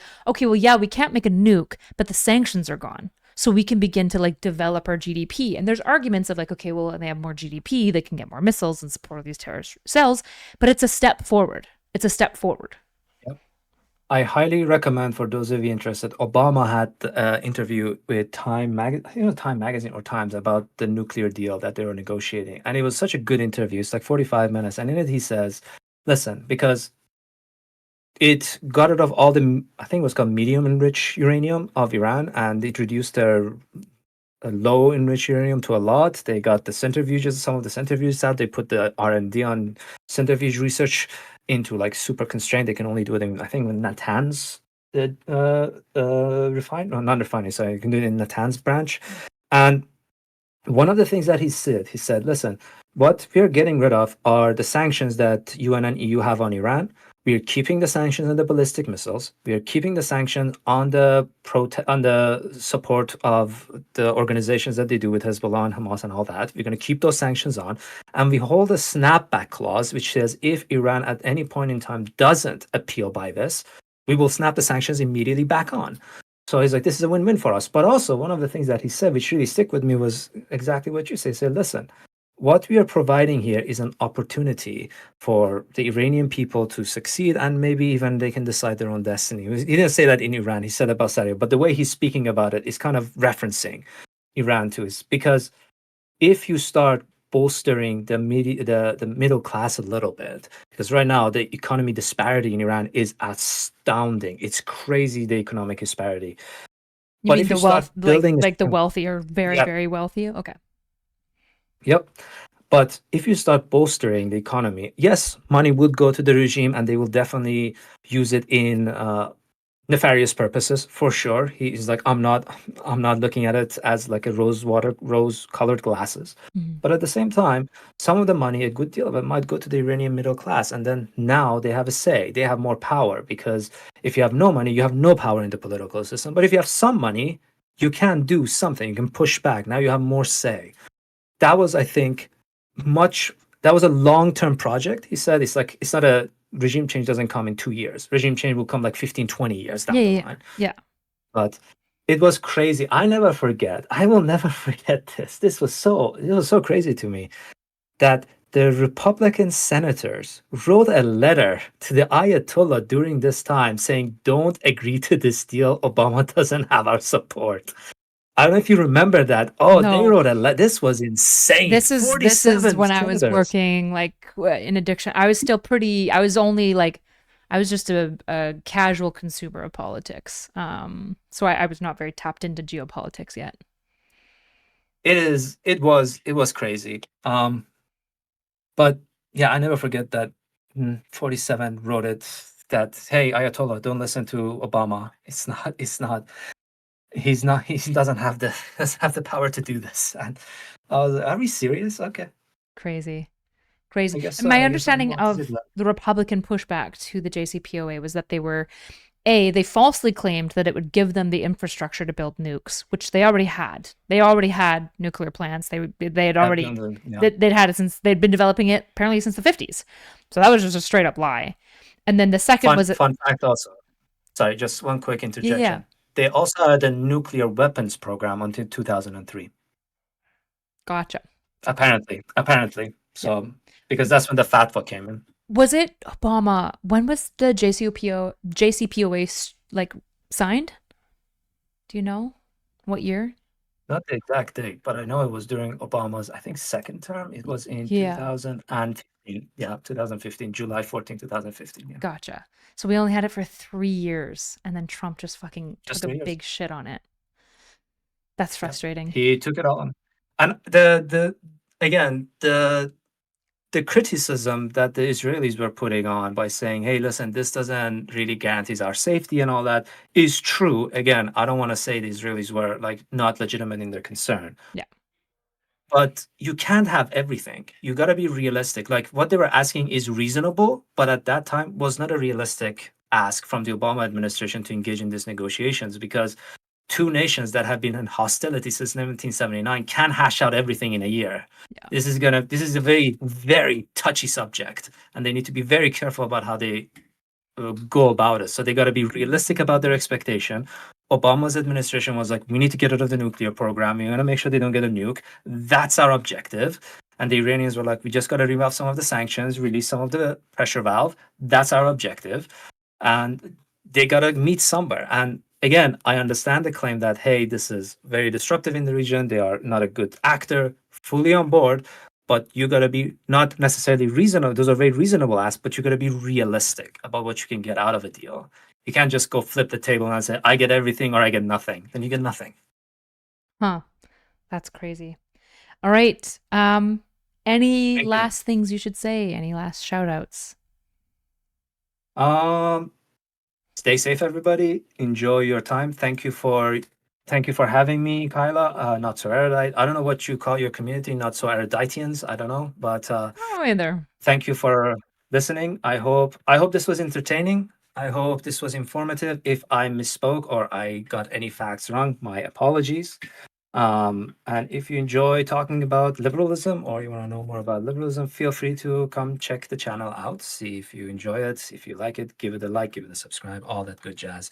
And yeah, that's all. I don't know if there's anything else. Make sure you guys check him out. He is on YouTube under The Liberal Professor. Are you still making content, or are you tired? Or I am. I know you're working full time, I'm sure, as I've been well. very busy in recent weeks, but I am planning to make another video. Maybe I am thinking about, there's a couple of videos I've written the script about, but that's a problem when you want to do a bunch of stuff. Yeah.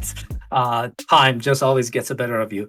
But I'm thinking maybe my next video might be on cyberpunk, relativism, and liberal democracy, maybe. Okay. That's what I'm thinking about. So You know what would trend, though, maybe for that's- you? Is an Iran history video. I have a script for that written. I just need to finish the last part, but that would be a big project. That would be like a 1-hour video. It's gonna take. I might actually do that. I don't know, because I have the script written. So maybe Yeah. that would be fun. Okay. Anyway, again, yeah, thank you for having me. I hope you have a great rest of your day. Thank you. Thanks so much for coming on. I appreciate it. Bye. Bye. Beep, beep, beep. All right. That was The Liberal Professor.